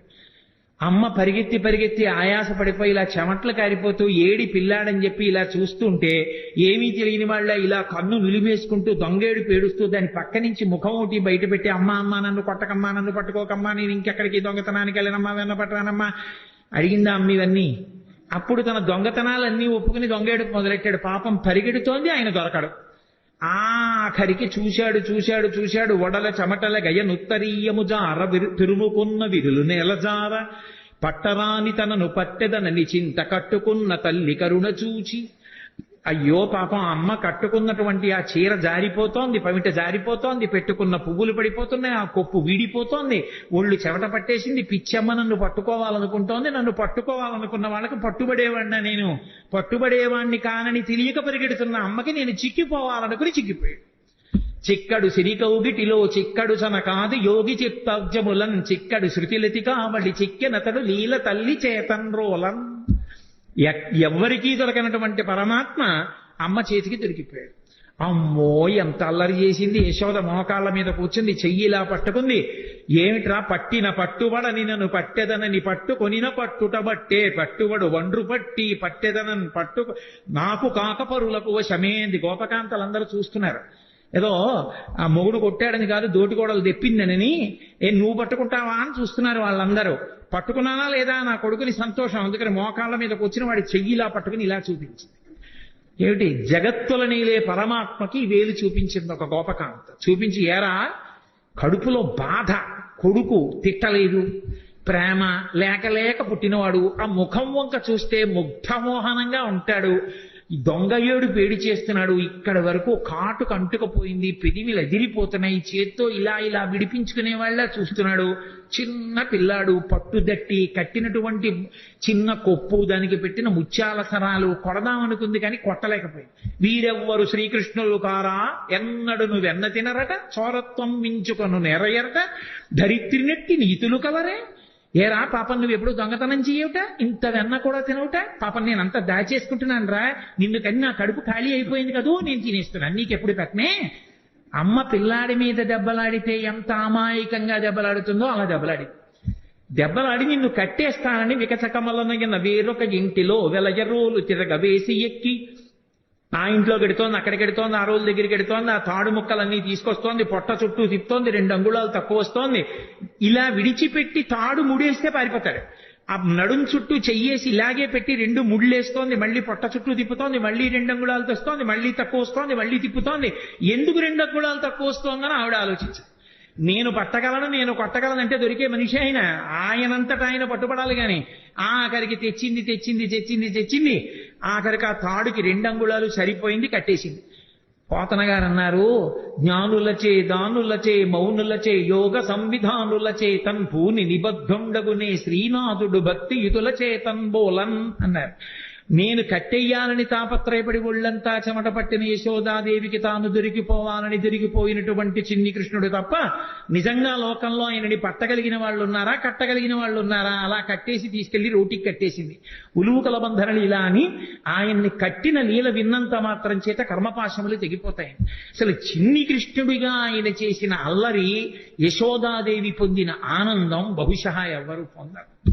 భాగవతం పద్యాలు నోటికి వచ్చిన వాళ్ళు ఇంట్లో పసిపిల్లలు ఉంటే పాడుకుని ఎప్పటికప్పుడే ఆ సందర్భాన్ని చూసి ఆ పద్యాలు చదువుకుని సంతోషపడిపోవచ్చు. అసలు ఆ పిల్లలకి స్నానం చేయించడం ఎంత అందంగా వర్ణించారండి పోతన గారు. ఆ పిల్లాన్ని పడుకోబెట్టి బాలునికి నూనె తలయంటి పసుపు రాసి బోరు కాడించి హరి రక్ష పొమ్మటంచు జలములొక కొన్ని చుట్టి రాతల్లి దీవించి తొట్ల నుంచి పాడిరయ్యు విధలెల్లా అన్నారు. పసిపిల్లలకి స్నానం చేయిస్తే ఎలా చేయిస్తారో అలా వృద్ధ గోపకాంతలు వచ్చి ఆ పిల్లాన్ని ఇలా కాళ్ళు ఇటువైపు పక్కకి తల కిందకి ఉండేటట్టుగా పడుకోబెట్టి నూనెలో చేయి కృష్ణ పరమాత్మని పడుకోబెట్టుకుని ఆయన ఒళ్ళంతా నూనె రాసి వెనక్కి తిప్పి బోర్లా పడుకోబెట్టి ఆ వీపుకంతా నూనె రాసి ఆయన్ని ఒళ్ళంతా పసుపు రాసేసి ఇలా పైకి తీసి కూర్చోబెట్టి పిల్లాడు తల నిలబెట్టడం చేతకాక ఇలా అంటుంటే తల వెనకాల ఇలా పట్టుకుని ముందు ఇలా చేయి పెట్టమని ఉక్కిరి బిక్కిరి అయిపోతాడని తల మించి గోరువెచ్చటి నీళ్లు పోసేస్తుంటే అంటూ బొత్స అక్కళ్ళిస్తూ ఆయన స్నానం చేసిన తర్వాత ఆ నీళ్లు ఇలా చుట్టూ తిప్పి నీకు శ్రీరామరక్ష 1000 ఏళ్ల ఆయుష్ 1000 ఏళ్లు ఐశ్వర్యంతో ఉండాలి, బుట్టడు పిల్లలతోటి 2 బుట్టల మనవలతోటి 3 బుట్టల మునిమనవలతోటి 4 బుట్టల ఇనుమనవలతోటి నీ ఇంటికి ఎప్పుడు అతిథులు వస్తూ ఎప్పుడు కంచాలు వేస్తూ అన్నాలు పెడుతూ ఐశ్వర్యంతో పాండిత్యంతో పద్యాలు చెప్తూ సభా గౌరవాలు పొందుతూ ఎంతో గౌరవాన్ని పొందాలరా నాన్న అని చెప్పి ఆ తల్లి ఆ గోపకాంత ఆశీర్వచనం చేస్తోంది. ఎవరికి? లక్ష్మీనాథుడైనటువంటి పరమాత్మకి. అందుకెళ్ళాడు నందవ్రజానికి. అమాయకుడై వెళ్ళలేదు. వాళ్ళు ఎంత స్వచ్ఛమైన హృదయాలున్న వాళ్ళు. అందుకే ఎవరైనా తనక కొడుకు పుడితే ఆనందిస్తారు. అందులో కొడుకులు లేని వాళ్ళు చాలా మంది ఉన్నారు. అదే యశోదకి కొడుకు పుట్టాడని తెలియగానే వాళ్ళు ఎంత సంతోషపడిపోయారో. ఏమినోమ ఫలమో ఇంత ప్రొద్దొక వార్త వింటిమ బలలా రవినులరా మన యశోద చిన్న మగవానిక నిన్నట చూచివత్తమమ్మ సుధతులార నలనివాడు చలనివాడు చిన్నవాడు చిక్కినాడు ఏ నోమ ఫలమో ఏ పూర్వ ఫలమో అంటూ వాళ్ళందరూ ఆ యశోద దగ్గరికి వెళ్ళి సూతికాగృహంలోకి ఆడవాళ్ళు ఎడతారు, మగవాళ్ళు వెళ్ళకూడదు. మగవాళ్ళు బయట నించున్నారు. ఆ నందుడి దగ్గరికి వెళ్ళి నందుడిని అభినందిస్తారు కొడుకు పుట్టేట కదా అని.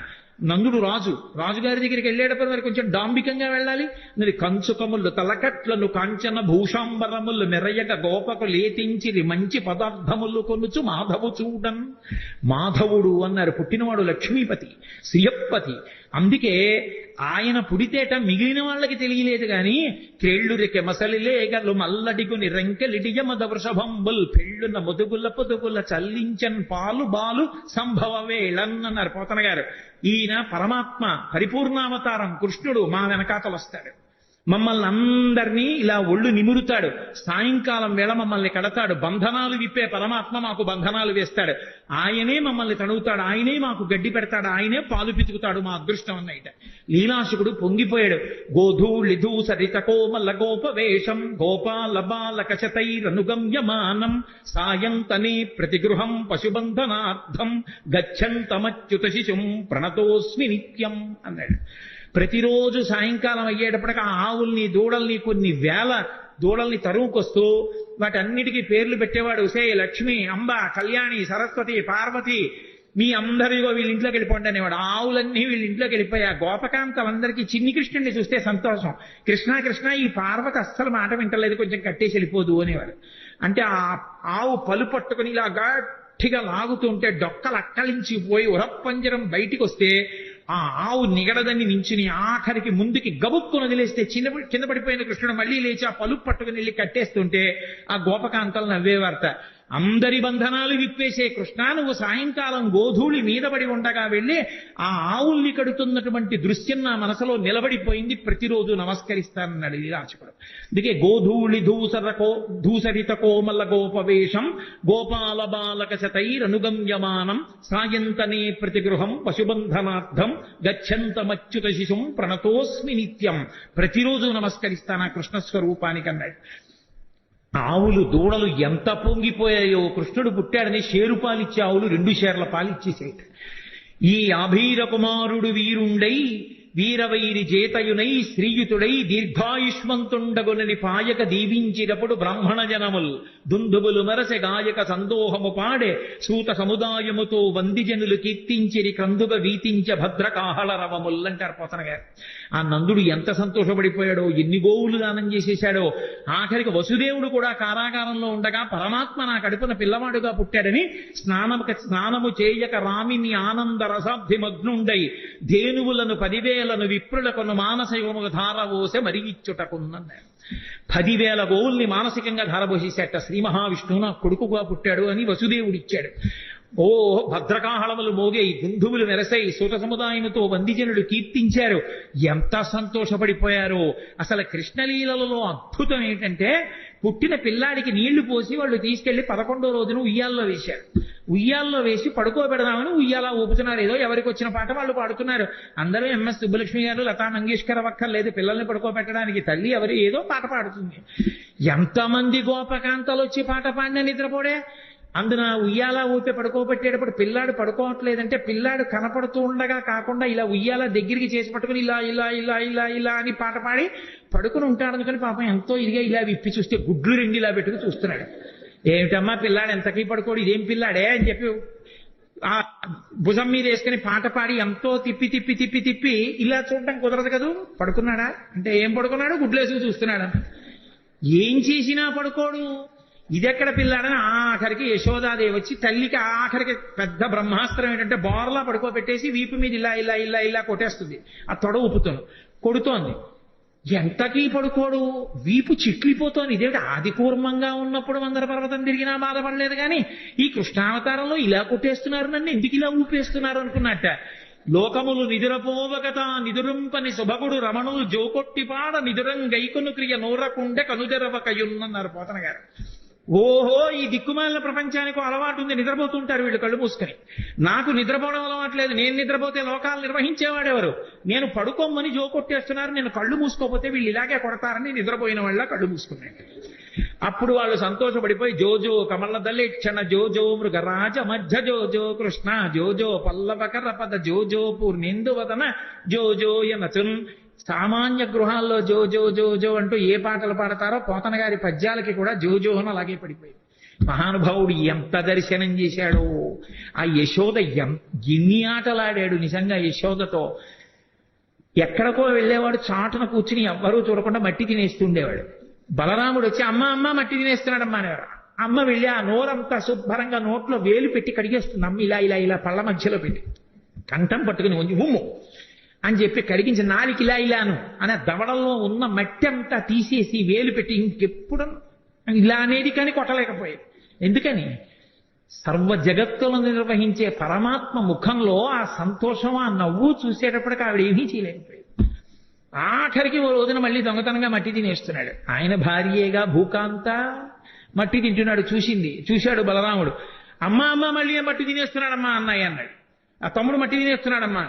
పరిగెత్తుకొచ్చింది యశోద చేయబట్టుకుంది. ఏరా మన్నీటికి భక్షింతువు మన్నియమము లేల మన్నింతువు అన్నయో సకులును చెప్పెదరన్నామ నేల వేరు పదార్థము లేదే. ఎంత గొప్పగా పడ్డాయండి పోతన గారికి పద్యాలు.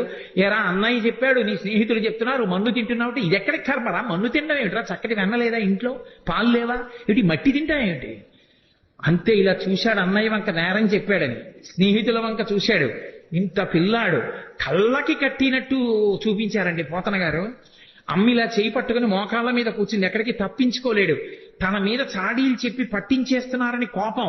అందుకని అమ్మా మన్ను తినంగనే శిశువునో యాకొంటినో వెర్రినో నమ్మంజూడకు వీరి మాటలు మదిన్న నీవు కొట్టంగ దారి మార్గము ఘటించి చెప్పెదరు కాదేనిన్ మదీయస్య గంధం ఆఘ్రాణము చేసి నా వచనము తప్పైన దండింపవే అన్నాడు. ఏమిటమ్మా నేనేమన్నా పిల్లాన్ని అనుకుంటున్నావా, చేతకాని వాడిని అనుకుంటున్నా? అన్నయ్య తమ్ముళ్ళు అలాగే చెప్తారమ్మా స్నేహితులందరూ. నేనేం మట్టి తినలేదమ్మా, నిజంగా నేను మట్టి తినుంటే అమ్మా నేను నోరు తెరుస్తాను, వాసన చూడమ్మా, నా నోరు వాసన వస్తే నన్ను కొట్టేయమ్మా అన్నాడంట. పిల్లాడంత దబాయించంత గబగబగబగబ మాట్లాడేస్తుంటే ముచ్చటేసేసింది శివకి. ఏది నోరు తెరు వాసన చూస్తాను అని నోరు తెరిచాడు. పిచ్చి తల్లి వాసన చూద్దామని దగ్గరికి వెళ్ళింది. ఆ లలితాంగిక నుంగొనె బాలుని ముఖముందు జలధి పర్వత వన శిఖి భూగోళ తరణి శశి దిక్పాలాధికారండంబైన బ్రహ్మాండంబున సమస్త బ్రహ్మాండములు నందవ్రజం తను నందుడు కూడా కనబడ్డారు. కలయో వైష్ణవమాయయో ఇతర సంకల్పార్థమో సత్యమో తలపన్నేరగయున్నదానను యశోదాదేవి కానో పరస్థలమో బాలకుడెంత వీని ముఖస్తంభై అజాండమ్ము ప్రజ్వలమయ్యుండుటకేది హేతువో మహాశ్చర్యంబు చింతింపగను. ఆశ్చర్యపోయింది. వీడి పిల్లాడా పరమాత్మ అనుకుంది. తనని ఎక్కడ పరమాత్మ అనుకుంటుందో అమ్మ ప్రేమకి దూరం అయిపోతానని మాయ గమ్మేశాడంతే. చీకటి పడింది. ప్రదోష వేళలో పిల్లలకి అన్నం పెడుతూ పూర్వం చీకటి పడేటప్పటికీ అమ్మా మాధవ కబలం తల్లే అంటూ వచ్చేవారు. ఇంట్లో మిగిలింది ఏమైనా ఉంటే వాళ్ళకి వేసేసేవారు. వాళ్ళు ఆ పిలుపు అది వాళ్ళ రూపం కొంచెం భయంకరంగా ఉండదు. కర్ర పట్టుకుని సాయంకాలం వేళ కుక్కలు వెంటపడతాయని ఓ సిల్వర్ బళ్ళం పట్టుకుని వస్తుండేవారు ఇంటి ముందుకి. అమ్మా మాధవ కమలం తల్లే అన్నాడు. అప్పుడే చెప్పింది, ఒరే అన్నం తినరా అని. ఆ కథ చెప్పి ఈ కథ చెప్పి నోట్లో అన్నం పెడదామంటే అని పెట్టు కూర్చున్నాడు. తింటలేదు అన్నం. కోపం వచ్చి అంది యశోద, భిక్షులు ఒత్తురు ఎచ్చిన భిక్షాపత్రమున వేచి బెగడించి నిను శిక్షింతురని చెప్పిన భిక్షులకని తల్లి కనియు భీతిల్లు నృపా. అవునరా, నేను పిలిచి ముద్దుగా చక్కగా గోరు ముద్దలు కలిపి వెన్న అన్నం పెడితే ఎందుకు తింటావు? కాసేపు ఆగి ముష్టి వాళ్ళు వస్తారు, అమ్మా మాధవ కబలం తల్లి అంటారు. నిన్ను తీసుకెళ్లి వాడి పాత్రలో పారేస్తాడు. వాడు అందులో పెట్టి మూత పెట్టి నిన్ను పట్టుకుపోతాడు. వాళ్ళు ఊరి చివర రావి చెట్టు కింద కూర్చుంటారు బాగా చీకటి పడ్డాక. అప్పుడు మూత ఇస్తారు, నిన్ను అక్కడ కూర్చోమంటారు. వాళ్ళు తెచ్చుకున్న అన్నం అంతా తింటారు. అప్పుడు ఆకలి వేస్తుంది కదా. అప్పుడు బాబు నాకు కూడా కొంచెం పెట్టరా అండి అని అడుగుతూ కానివి నోర్మై అని వాళ్ళు తింటారు. అప్పుడు ఏడుస్తూ కూర్చుంది. కానీ అప్పుడు అమ్మ ఉండదుగా పెట్టడానికి అంది. అలా చూస్తున్నాడు. ఈలోగా నిజంగా ఎవడో వచ్చి అమ్మ మాధవ కబలం తల్లి అన్నాడు. ఏదో పట్టుకెళ్ళి వేద్దామని పాప ఆవిడ అటు తిరిగింది. వెనక నుంచి వచ్చి అమ్మని గట్టిగా పట్టేసుకుని రెండు కాళ్ళ మధ్యలో తలపెట్టేసి అమ్మ అమ్మ నన్ను వేసేయకమ్మా మాధవ కబలం తల్లి అంటూ వచ్చిన బిచ్చగాడికి వేసేయకమ్మా అన్నాడు. ఏమిటో పొద్దున్న నోట్లో లోకాలు చూసినట్టు అనిపించింది. కానీ నా భ్రాంతి పిచ్చి పిల్లాడి ఇంత భయస్తుడు వీడి నోట్లో లోకాలు ఏమిటని పిచ్చి తల్లి మళ్ళీ మాయ వహించి కన్యం కుడుపుతూ పాలు తాగుతూ ఉండేవాడు. మళ్ళీ విశ్వరూప సందర్శనం చేయించాడు తల్లికి. అసలు నిజంగా యశోద ఆడుకున్న ఆటలు విన్న పరీక్షిత్తు గుండెలు బాధేస్తున్నాడు. జగదీశ్వరునకు చన్నిచ్చు తల్లిగా ఏమి నోమునో చెయ్యి యశోద, పుత్రుడంచు అతని పోషించు తండ్రిగా నందుడేమి చేసే నందితాత్మ అని అడిగాడు. ఏమిటి లోకాలని పరిపాలించగలిగినటువంటి పరమేశ్వరుడికి తీసుకెళ్లి నా కొడుకని చెప్పి పాలివ్వడమా? ఈ లోకాలన్నిటికీ ఇలా వేలు చూపించగలిగిన పరమాత్మకి నందుడు వస్తుంటే భయం భయంగా నక్కి నించోడమా? ఆయన చెప్పులు ఇప్పితే తీసి పక్కన పెట్టడమా? నాన్నగారండి నాన్నగారండి అని మంచినీళ్లు తెచ్చివ్వడమా? ఏరా అంటే నాన్నగారండి ఆవుల్ని తీసుకొచ్చాను అని భయం భయంగా చెప్పడమా? ఏం పుణ్యం చేశారయా వీళ్ళిద్దరూ అంటే ధరాద్రోణుల వృత్తాంతం చెప్పవలసి వచ్చింది శుకబ్రహ్మ. మహానుభావుడు కృష్ణ భగవానుడి లీలలు ఎన్ని లీలలండి, కళ్ళకి కట్టినట్టు వర్ణించారు. నేను ఇన్ని లీలలు ఎందుకు తలకొట్టుకు చెప్తున్నానంటే కృష్ణావతారంలో కృష్ణలీలలు వింటే మనసు మీద దాని ప్రభావం ఉంటుంది అని ఓ వాక్యం చెప్తే దాని అర్థం ఏమిటో బాగా ఆవిష్కరించిన వాడిని కాకుండా పోతానని. అవి వింటున్నప్పుడు మన మనసులో కృష్ణ పరమాత్మ యొక్క ముద్ర ఎలా పడుతుంది, ఆ లీలల వలన మనకి ఎంత ప్రయోజనాన్ని చేకూర్చాలని చేశాడన్న దానికోసం నేను ఈ లీలల్ని ఆవిష్కరించడం జరిగింది. నిజంగా కాళీయమర్దనంలో విసదామోదరు పాదఘాతనగతుల్ వేవేల చందంబులన్ ప్రసభాటోపమచూప బాపపణ భృచ్చటామండలం వసహం వై పగిలిన్ మడుల్ చదరగా నాస్యంబులన్ చోడితం బెసగన్ దంస్ట్రలు నుగ్గుగాక గరడ వహ్నిజ్వాలికల్ వెల్వడన్. ఆ తోక పట్టుకుని ఆ పడగల మీదకెక్కి ఒక్కొక్క పడగ కిందకి దిగేట్టుగా బుద్ధి పైకి లేస్తుంటే మళ్ళీ ఎక్కి తొక్కుతుండేవాడు. యమునా వీజ మృదంగ వజ్జములు మ్రోయం తీర గోపౌఘర్ష మనోజ్ఞ ధనితంబు గేయముగ జంచత్కాలి తవ్యాలి రంగ తరంగ తలంబునన్ పశుగతిన్ గంజాక్షు నిర్మద్దనాక్షము హృద్యద్భుత భీమమై పరగ దివ్యశ్రేణి చూచెందివిన్. అద్భుతమైనటువంటి తాండవం ఆ కాళీయుడి పడగల మీద. ఎన్ని లీలలు ఎన్ని లీలలు, ఒకటా రెండా, ఇన్ని లీలలు చేశాడో మహానుభావుడు. ఆఖరికి గోపాల బాలురందరితో కలిసి చల్ది తిండం. మనం ఏదో ఆ కార్తీక మాసం వచ్చేటప్పటికి వనభోజనం అంటాం. అసలు నిజంగా వనభోజనానికి ఆద్యుడెవరు అంటే కృష్ణ పరమాత్మే. గోపాల బాలురందరితో కలిసి చల్ది బంతులు తినడం కోసమని బయలుదేరాడు. ఏదో ఇంట్లో ఉన్నటువంటి సద్యన్నం ఆవకాయ ముద్దలు పట్టుకుని బయలుదేరారు వాళ్ళందరూ. ఓడి పెసరావకాయ, ఓడి ఆవకాయ, ఒకటి మాగాయ, ఒకటి కాయావకాయ, రకరకాల బూరగాయలు అన్ని పట్టుకుని బయలుదేరారు. అందరూ వెళ్ళారు. చిత్రం ఏమిటంటే ఆ పిల్లలకి కృష్ణ పరమాత్మ చెప్తే తప్ప ఆకలేస్తోందన్న విషయం కూడా తెలియదు. ఆ స్వరూపం అటువంటిది. ఎండన్మగ్గితిరకటింబడితిరా రెండు ఎలా విచారింపగా రెండో బాలకులారయనచున్. ఆకలేస్తోంది, మీకు ఎండెక్కిపోయింది, రెండిరా అన్నం తినండిరా అని అందరినీ పిలిస్తే వాళ్ళు ఇలా పంక్తి వేసుకుని తినరు వాళ్ళు. ఎందుకంటే వాళ్ళకి కృష్ణుడు కనపడాలి. అందుకని వాళ్ళు గుండ్రంగా కూర్చుంటారట. పోతన గారు అన్నారు, జలజంత స్థిత కన్నికం తిరిగిరా కూర్చుండి వీక్షించచున్ శిలలున్ పల్లవముల్ లతల్ తీగలు పత్రంబులు పుష్పంబులు కంచంబులుగా భుజించిరతటన్ గోపర్భకుల్ భూవర. జలజాంత స్థిత కన్నికం తిరిగిరా సంఘంబులయ్యున్న. వాళ్ళందరూ ఒక పద్మం ఎలా ఉంటుందో దానికి రేకులు చుట్టూ ఎలా ఉంటాయో అలా ఉంటే మధ్యలో దుద్దులో కృష్ణుడు నించుంటాడు. వాళ్ళకి ఎంత భక్తి అంటే తెలిసో తెలియకో ఆ మధ్యలో నిలబడిన కృష్ణుడు ఏదో పరమాత్మ స్వరూపంగా నిలబడ్డం కాదు. ఆవుల్ని దూడల్ని కాసే కృష్ణుడు ఎలా ఉంటాడో అలాగే మట్టి కాళ్ళతో మట్టి చేతులతో పొద్దున్న స్నానం చేయరు, సాయంకాలం స్నానం చేస్తారు గోపాల బాలురు. అందరితో కలిసి వచ్చి వాళ్ళ మధ్యలో నిలబడి కూర్చుని తినడం కూడా కాదు, అలా నిలబడి కడుపున దిండుగా కట్టిన వలువలో లాలిత వంశనాళంబుజునిపి విమల శృంగంబును వేత్రదండంబును జారిరా నీకడా సంక నిరిగి మీగడ పెరుగుతో మేళవించిన చల్ది ముద్దయా వల్లిచే తన నయనునిచి చలరేగి కొసరి తెచ్చిన బూరగాయలు వేళ్ల సందులను తాన నయనునిచి సంగడీల నడుమ చక్కగా కూర్చుండి నర్మభాషణముల నగవు నెరపి యాగభుక్త కృష్ణుడమరులు వెరగొంద శైశవంబు మెరసి చల్ది కుడిచే. పోతన గారు పొంగిపోయారంతే. సార్ ఆయన మధ్యలో నిలబడి ఆ పైన దట్టి తీసి ఇలా కడుపుకి అడ్డంగా పెద్ద బట్ట కట్టి ఏదో దిండు కట్టినట్టుగాను ఆ వేణువు తీసి అందులో పక్కకి దోపుకుని ఆవుల్ని దూడల్ని పిలవడానికి ఉపయోగించేటటువంటి బోర కర్ర తీసి చంకలో పెట్టుకుని ఈ చెయ్యి ఇలా అంటే పడిపోతాయి, అందుకని ఇలాగే పెట్టుకుని అమ్మ పెట్టినటువంటి ఆ మేగడ పెరుగు ముద్ద ఒకటి ఎడం చేతిలో పెట్టుకుంటే కృష్ణ కృష్ణ మా ఇంట్లో ఆవకాయ పెచ్చు తినని ఓడిచ్చాడు, మా ఇంట్లో మాగాయ ముక్క తినని ఓడిచ్చాడు, అవన్నీ వేళ్ల మధ్యలో పెట్టుకుని ఇలా నాక్కుని ఇలా ముద్ద తింటూ వాడిచ్చిన ఎంగిలి ముద్ద తింటూ వాళ్ళల్లో వాళ్ళు ఇందులో పాత్రలోది అందులో పాత్రలోది ఏరుకు తినేస్తుంటే నేను ఇందుకు ఇలా చేయించుకోవడం. అందుకని అలా తినేస్తుంటే వాళ్ళు సంతోషంగా ఆ మధ్యలో నిలబడి తింటున్న ఎవరా కృష్ణుడు. యాగభోక్త కృష్ణుడమరులు వెరగొంద శైశవంబు మెరసి చల్ది కుడిచే. యాగభోక్త అయిన కృష్ణ పరమాత్మ స్వాహాకారంతో ఇస్తే తినవలసిన వాడు గోపాల బాలుల మధ్యలో ఇంగిళ్ళు తింటుంటే రంభాదులు నాట్యం చేశారు పైన. ఏమీ ఆశ్చర్యం రా, ఇంతకి కిందకు వచ్చేశాడో పరమాత్మ. ఏ పాములెరుగక ఏ పారు మేటికి పశుల కాపరి ఇంట పాము కలిగే, ఏ కర్మయును లేక వెలయునొక్కటికి ని జతకర్మంబులు సంభవించే, ఏ తల్లి చనుబాలు ఎన్నడెరుగని ప్రోఢ తల్లి యశోద చన్నుల పాలు త్రావనిరిగే, ఏ హాని వృద్ధుల నెరుగని బ్రహ్మంబు పొదివిటిలో వృద్ధి పొందనుందే, ఏ తపములనైన ఎలమి పండని పంట వల్లవీజనముల వాడపండే, ఏ చదువులనైన ఇట్టిట్టెదనరాని అవయవముల యందు అందముందే. ఏమి అద్భుతం! వికారములు లేని పరమాత్మ యజ్ఞభోక్త వీళ్ల మధ్యలో నిలబడి సద్యన్నం తింటున్నాడా అని తెల్లబోయారు. అది కృష్ణావతారం అంటే అంత కిందకు వచ్చేసి బ్రహ్మగారు ఆశ్చర్యపోయి వాడు పరమాత్మ అని ఆవుల్ని దూడల్ని దాచేశాడు. ఏమీ తెలియని వాళ్ళ వెళ్ళి చూశాడు. ఓహో, నా కొడుకు నా నాభికమలంలో పుట్టినవాడు, నన్నే మాయి చేద్దామని ఆవుల్ని దూడల్ని పట్టుకుపోయాడు. ఆయన పట్టుకుపోతే నేను సృజించలేనా ఏమనుకున్నాడు. మళ్ళీ ఏ ఆవుల్ని ఏ దూడల్ని ఏ మచ్చలున్నదాన్ని అలా ఆవుల్ని దూడల్ని చూసి ఇలా వచ్చేటప్పటికి పిల్లల్ని దాచేశాడు. వీళ్ళని దాచేస్తేనే సృజించలేనా ఏమనుకున్నాడు. కరములు పదములున్ శిరంబుల్ లవనగ్నంబుల్ ముఖములున్ కన్నులు ముక్కులున్ శ్రవణముల్ దండనంబర సడ్వేణు విషాణ భూషణ భయో భాగ్వ భాషాగుణాఖ్యాన తత్పరతల్ద వీడవకుండ దల్చె విబుడా వత్సార్భ కాకారముల్.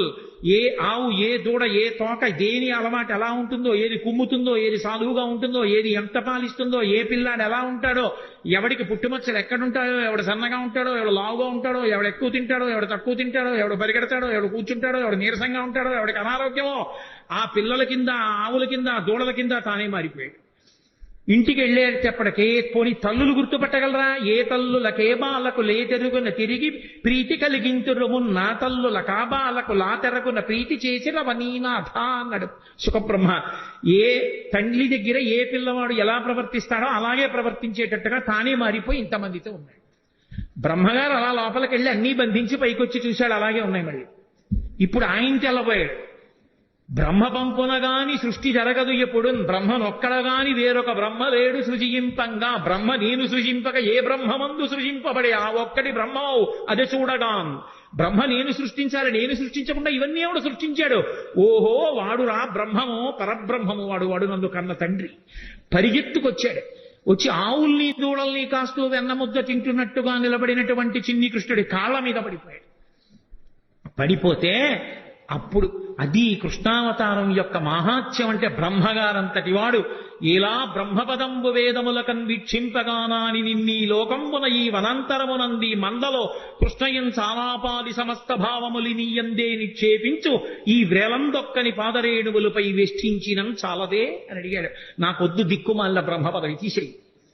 ఇంతమంది పిల్లలు ఎన్నడునైన యోగి విభులవ్వని పాదపరాగమింతయున్ కన్నుల కానరట్టి హరి తద్దయు కైవడి చేడియాడుచున్ కౌగిట చెచ్చుచున్ తన్నుచు గుద్దుచున్ నగచు తద్దయు కైవడి కూడియాడుచున్ మన్నన చేయు వల్లవ కుమారుల భాగ్యము వింతయొప్పునే.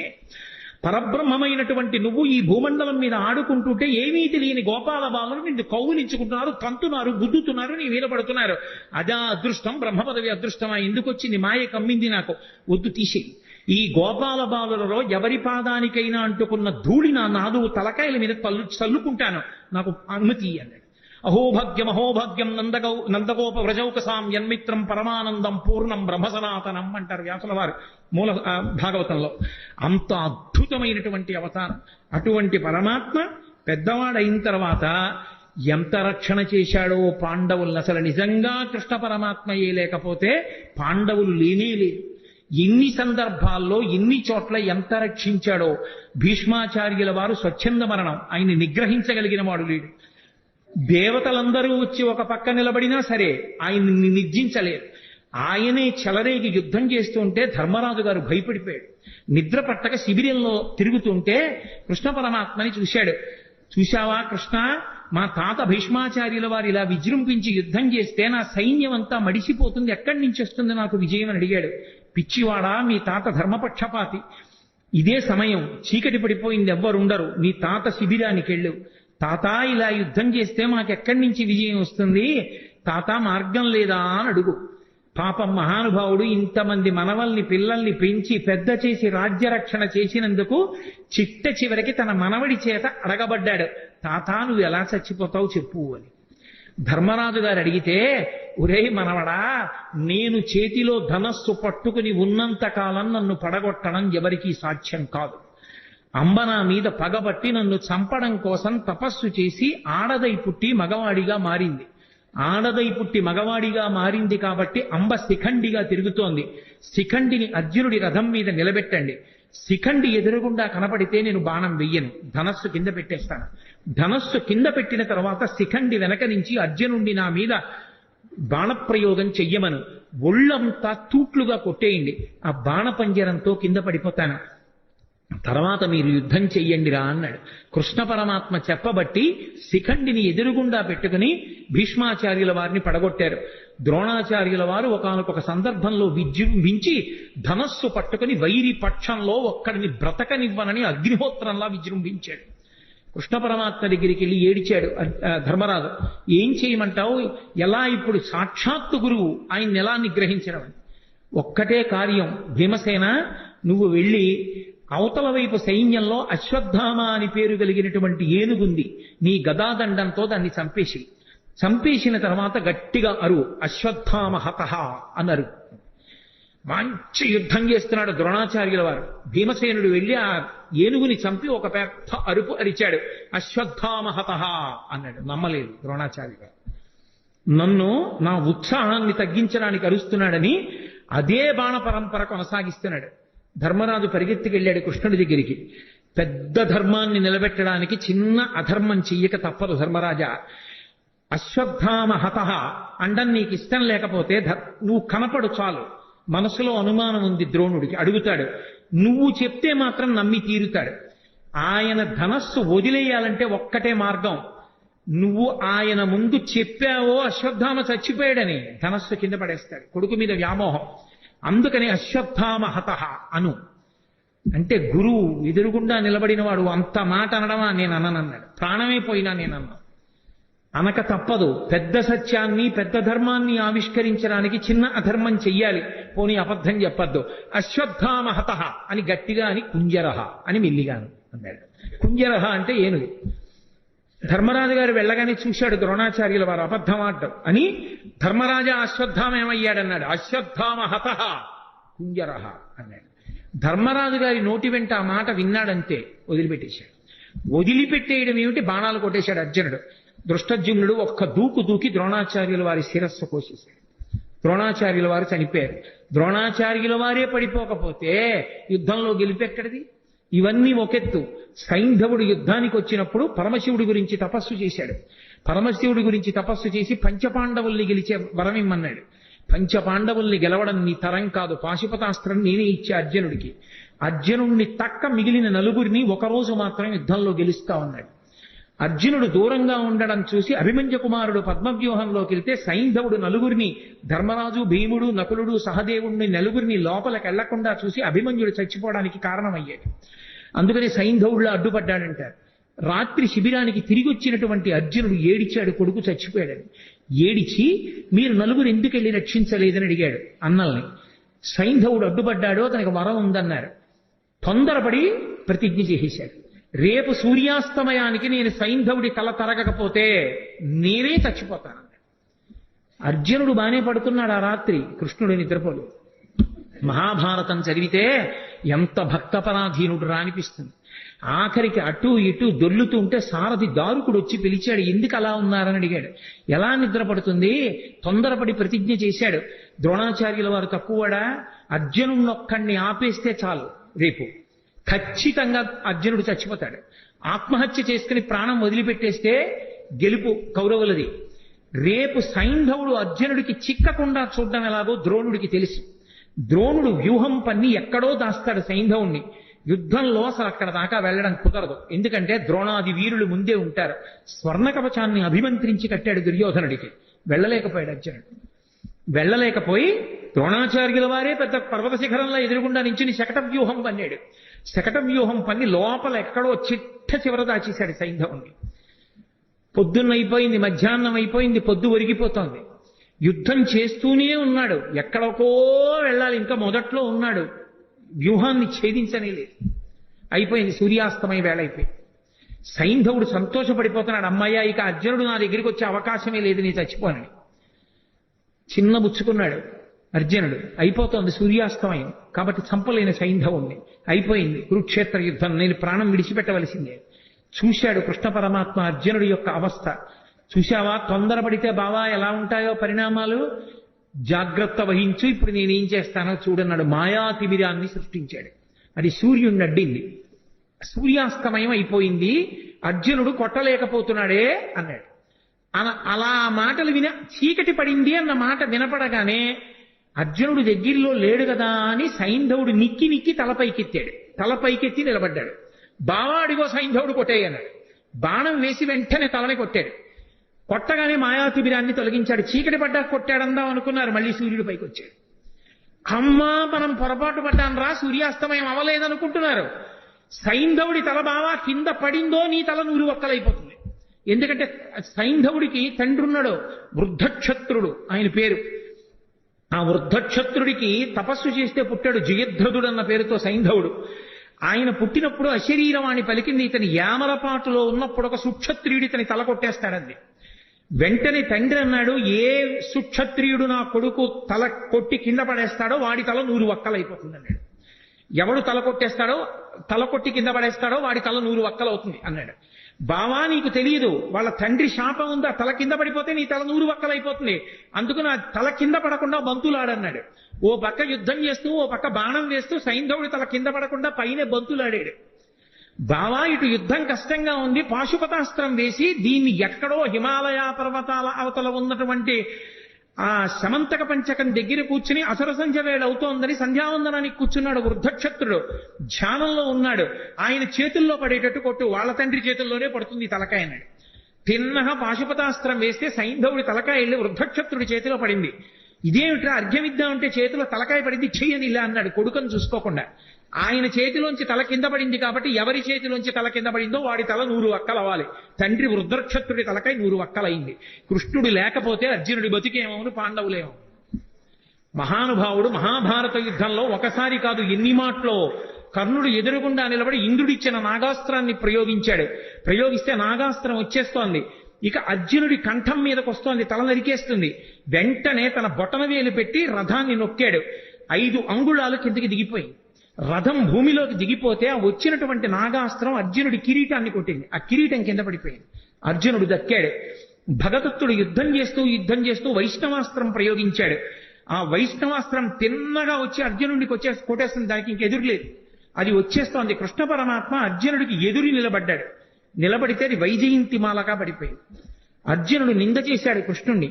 ఏమి కృష్ణ, నీ చేతకాని వాడినా అస్తమానం నువ్వెందుకు అడ్డుకుంటావు, నేను యుద్ధం చేయలేనా, ఏమనుకుంటారు అందరూ నన్ను అడిగాడు. బావా నీకు తెలియదు, ఒకానొకప్పుడు నేను శ్రీ మహావిష్ణువుగా ఉన్నప్పుడు ఈ భూమినంతటినీ పైకి ఉద్ధరించాను కోర మీద. అప్పుడు భూదేవి నా సంపర్కాన్ని అపేక్షించింది. మా ఇద్దరికీ పుట్టిన కొడుకు నరకాసురుడు. ఆ నరకాసురుడు మళ్ళీ తల్లి చేతిలోనే చనిపోవాలి. అందుకే సత్యభామ అన్న పేరుతో భూదేవి వచ్చినప్పుడు ఆవిడ చేతిలో నిహతుడయ్యాడు. నరకాసురుడి కొడుకు భగదత్తుడు. నాకు సంబంధించిన వైష్ణవాస్త్రం అతని చేతిలో ఉంది. ఆ వైష్ణవాస్త్రాన్ని ఎవరూ అడ్డలేరు, నీ సాధ్యం కాదు. అందుకే దానికి నేనే అడ్డెళ్ళి నాలోకే వైజయంతిమాలగా వేసుకున్నాను. ఇప్పుడు సంహరించు భగదత్తుడిని అన్నాడు. మహానుభావుడు అలా సంహరించాడు. అలా భగదత్తుణ్ణి పడగొట్టాడు. వేరొకసారి నారాయణాస్త్ర ప్రయోగం చేశారు. అందరూ గబగబా నారాయణాస్త్రం ఏం చెయ్యాలన్నారు. నారాయణాస్త్రం నుంచి తప్పుచ్చుకోవడానికి ఒక్కటే మార్గం, ఎవరి చేతిలో ఉన్న ఆయుధాలు వాళ్ళ కింద పడేసి రథాల మించి దూకేయండి కిందకి. అలా దూకేస్తే నారాయణాస్త్రం ప్రసన్నమవుతుంది. ఎవరు ఎదురు తిరగలేదు కాబట్టి వెళ్ళిపోతుంది, ఎవరిని చెనకదు. ఎవ్వరూ చేతిలో ఆయుధం పట్టుకోకుండానే అర్జునుడి కిందకి దోహించాడు, తను దూకేశాడు. అందరూ పాండవులు సైన్యం కిందకి దిగిపోయి ఆయుధాలు వదిలేసి నించున్నారు. ఇంతమంది కిందకి దిగిపోయి నించునుంటే భీమసేనుడు ఒక్కడు మాత్రం గర్వంతో నారాయణాస్త్రమైనా సరే నేను నా గద వినిపించి పెట్టండి గద పట్టుకొని తిరుగుతున్నాడు. వచ్చేసింది నారాయణాస్త్రం. ఎక్కడ చంపేస్తుందో అని అర్జునుణ్ణి తీసుకుని పరుగున వెళ్ళి ఆ రథం మీదకి ఎక్కి ఆ భీముణ్ణి రథంలోంచి కిందకి తోసేశాడు. ఆ గద లాగేసుకుని కింద పడిపోయి ఆ ఆయుధం లేకుండా నించున్నాడు భీముడు. దాటి వెళ్ళిపోయింది నారాయణాస్త్రం. ఎన్ని మాటలు రక్షించాడు. ఒక మాట 2 మాటల మహాభారతం జరిగితే కృష్ణ పరమాత్మ యొక్క రక్షణ పాండవులకు ఎన్ని మాటలు రక్షించాడో మహానుభావుడు. ఎంతమంది రాక్షసుల్ని కురుక్షేత్రం వరకు రాకుండానే నిగ్రహించాడు జరాసంధాదులను. లేకపోతే ఎంత ప్రమాదం జరిగి ఉండేదో. ఆఖరికి ఒకానొక సమయంలో అయితే అర్జునుడు దూరంగా ఉండడం చూసి కర్ణుడు చాలా భయంకరమైనటువంటి యుద్ధం చేశాడు ధర్మరాజు గారితో. ధర్మరాజు గారు ఆ యుద్ధంలో తట్టుకోలేకపోయాడు. తట్టుకోలేక కర్ణుడి చేతిలో విశేషంగా దెబ్బలు తిని ఇంటికి వచ్చాడు. అర్జునుడు తిరిగి వచ్చాడు. మా అన్నగారు ఇవాళ యుద్ధంలో ఇన్ని దెబ్బలు తిన్నారట అని బాధపడి ధర్మరాజును చూడ్డానికి వెళ్ళాడు. ధర్మరాజుకి ఎక్కడ లేని ఆగ్రహం వచ్చి, నువ్వు కర్ణుణ్ణి నిర్జించలేదు, నేను ఇంత బాధపడ్డాను, నీకు చేత కాకపోతే ఆ గాంధీవం ఎవరికన్నా ఇవ్వకూడదా అన్నాడు. వెంటనే అర్జునుడు కృష్ణుడి వంక తిరిగి అన్నాడు, గాంధీవం నీకు చేత కానప్పుడు ఎవరికైనా ఇవ్వకూడదా అని నన్ను ఎవరైనా అంటే వాళ్ళని చంపేస్తానని ప్రతిజ్ఞ చేశాను. ప్రతిజ్ఞాభంగం చేయకూడదు. కాబట్టి బావా నేను ఇప్పుడు ధర్మరాజు గారిని చంపేయాలి, అన్నయ్యని ఎలా అని అడిగాడు. అడిగితే అయ్యో ఇప్పుడు ధర్మరాజు గారిని చంపేస్తే యుద్ధం ఎలాగయా, ఈ ప్రతిజ్ఞలు బాగున్నాయి, గాంధీవం ఎవరికన్నా ఇచ్చేయి అన్నవాడిని చంపేస్తానని ప్రతిజ్ఞ చేశావా? ధర్మరాజు అన్నాడా? అందుకని అన్నయ్యని చంపేస్తావా? ఇదెక్కడి ప్రతిజ్ఞ? చంపేయడంతో సమానం ఏమిటంటే ఏకవచన ప్రయోగం చేయడమే. గురువుని కాని, తండ్రిని కాని, అన్నని కాని ఏకవచన ప్రయోగం చేస్తే, అంటే గౌరవం తప్పించి ఏకవచన ప్రయోగం చేస్తే, ప్రత్యేకించి గురువుని చంపేసిన పాపం వేయడానికి ఎప్పుడేస్తారంటే ఏకవచన ప్రయోగం చేస్తే. అందుకని ఏకవచన ప్రయోగం చెయ్యి. నువ్వు అని మాట్లాడితే నువ్వు ధర్మరాజుని చంపేసినట్టే, అక్కడతో వదిలిపెట్టేసేయను. ధర్మరాజుని నువ్వు అని సంబోధించి మాట్లాడాడు అర్జునుడు, కాబట్టి నువ్వు అన్నయ్యని చంపినట్టే, ఇంకా వదిలిపెట్టేసేయన్నాడు. మళ్ళీ అన్నాడు, నేను అన్నయ్యని చంపేసిన పాపం మూట కట్టుకున్నాను కాబట్టి నాకు ఈ దిక్కుమాలిన యుద్ధం వద్దు, నేనే చచ్చిపోతానన్నాడు. మళ్ళీ ఇదోటి మొదలెట్టావా? ఇప్పుడు నువ్వు చచ్చిపోతేవా యుద్ధం జరుగుతుందిరా నాయనా అన్నాడు.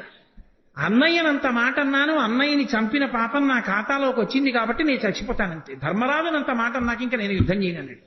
ఇప్పుడు నువ్వు చచ్చిపోయినంత పని చెయ్యాలంటే ఒకటే, నిన్ను నువ్వు పొగుడుకో చచ్చిపోయినట్టే అంటే అప్పుడు అర్జునుడు తనని తాను పొగుడుకున్నాడు. ఇప్పుడు నువ్వు చచ్చిపోయినట్టే. ఎవరైనా వాణ్ణి వాడు పొగుడుకుంటే వాడు చచ్చిపోయినట్టే, కాబట్టి ఇప్పుడు నువ్వు బ్రతికినట్టు అన్నాడు. అప్పుడు మళ్ళీ యుద్ధానికి తీసుకొచ్చాడు అందరినీ. ఒకసారా, 2 సార్లా, ఎన్నిసార్లు? ఆఖరికి యుద్ధం అంతా అయిపోయింది. యుద్ధం అంతా అయిపోయిన తర్వాత నదీ తీరానికి తీసుకెళ్లి రథాన్ని నిలబెట్టి, బావా నీకు సంబంధించినటువంటి యుద్ధ పరికరాలన్నీ తీసుకుని రథం దిగి దూరంగా వెళ్ళిపో అన్నాడు. అర్జునుడు కిందికి దిగిపోయి అన్నీ తీసుకుని దూరంగా వెళ్ళిపోయి నించున్నాడు. కృష్ణ పరమాత్మ స్వామి హనుమని వెళ్ళిపోమన్నారు పతాకం నుంచి.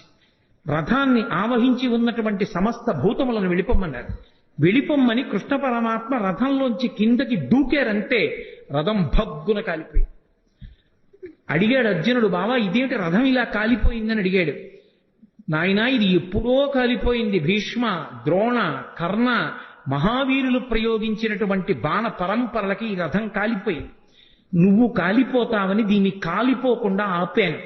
ఇప్పుడు ఇక యుద్ధంలో విజయం సాధించావు కాబట్టి ఈ రథాన్ని కాలిపోవడానికి అనుమతించాను. కాబట్టి బావా రథం కాలిపోయిందన్నాడు. నిజంగా కృష్ణ పరమాత్మ యొక్క అండే పాండవులకు లేకపోతే గెలవగలరా? మహానుభావుడు యుద్ధంలో నిలబడ్డాడు కాబట్టి రక్షించాడు. అన్న బలరాముడే భీమసేనుండి చంపుతానన్నప్పుడు కాపాడాడు. ఆఖరికి యుద్ధం అంతా అయిపోయిన తర్వాత 9 కొడుకుల్ని భీముడే చంపాడన్న కారణం మీద భీముణ్ణి ఉరే నాయన దగ్గరకు రారా కౌగిలించుకుంటానన్నాడు ధృతరాష్ట్రుడు. పాపం అమాయకంగా వెళ్ళిపోతున్నాడు భీమసేనుడు. చెయ్యి పట్టుకుని వెనక్కి లాగి, బావా నీకు తెలియదు కాసేపు పక్కనుండని ఇనప భీముని యొక్క విగ్రహాన్ని చేయించాడు. ఆ విగ్రహాన్ని దగ్గరికి జరిపాడు. ఆ ధృతరాష్ట్రుడు వచ్చి, ఆయన బాహుబలం అటువంటిది, గట్టిగా కౌగిలించుకున్నాడు. ఆ భీముడి విగ్రహం పిండైపోయి కింద పడిపోయింది. అయ్యో భీమా చచ్చిపోయావా నాయనా అని దొంగేడుపు మొదలెట్టాడు. నువ్వు ఎడవక్కర్లేదులే, భీముడు బ్రతికే ఉన్నాడు, ఇప్పటికీ నీకు బుద్ధి రాలేదా అని మాట్లాడాడు. లేకపోతే ఏమైపోను, గాంధారి పంచపాండవుల్ని శపించాలనుకుంది. ఒక్కొక్కళ్ళని పిలిచి మాట్లాడితే హడిలిపోయి పారిపోయారు ఒక్కొక్కడు. చిట్ట ధర్మరాజుని పిలిచింది. అమ్మ తప్పు చేసిన పిల్లాడిని పిలిస్తే, అమ్మా కొట్టినా నీ ఇష్టం, చంపినా నీ ఇష్టం, అమ్మా తప్పు చేశానండి కాళ్ల మీద పడిపోతే ఏమీ చేయలేని తల్లిలా ధర్మరాజు వచ్చి గాంధారి కాళ్ల మీద పడిపోతే పెద్ద నిట్టూర్పు విడిచింది. ఆ నిట్టూర్పు విడిచినప్పుడు ఆవిడ కళ్ళకి కట్టుకున్న బట్ట జారింది. జారినందుకు ఆవిడ కళ్ళల్లోంచి వచ్చినటువంటి కాంతి ఆ ధర్మరాజు గారి పాదాల వేళ్ల మీద పడింది. ఆయన వేళ్లు కాలి బొబ్బలెక్కిపోయాయి. అంతటి తీవ్ర దృక్కులతో చూసింది. చివరికి పాండవులను రక్షించినందుకు గాంధారి వలన కృష్ణ పరమాత్మ శాపం పొంది అవతార పరిసమాప్తి చేశారు. భక్తపరాధీనుడై మహానుభావుడు ఎంతమందిని రక్షించాడో. అందుకే భీష్మాచార్యుల వారు భాగవతంలో స్తోత్రం చేస్తూ, త్రిజగన్మోహన నీలకంతితను ఉద్దీపింప ప్రాభాత నీరజబంధు ప్రభమైన చేలముపయిన్ రంజిల్ల.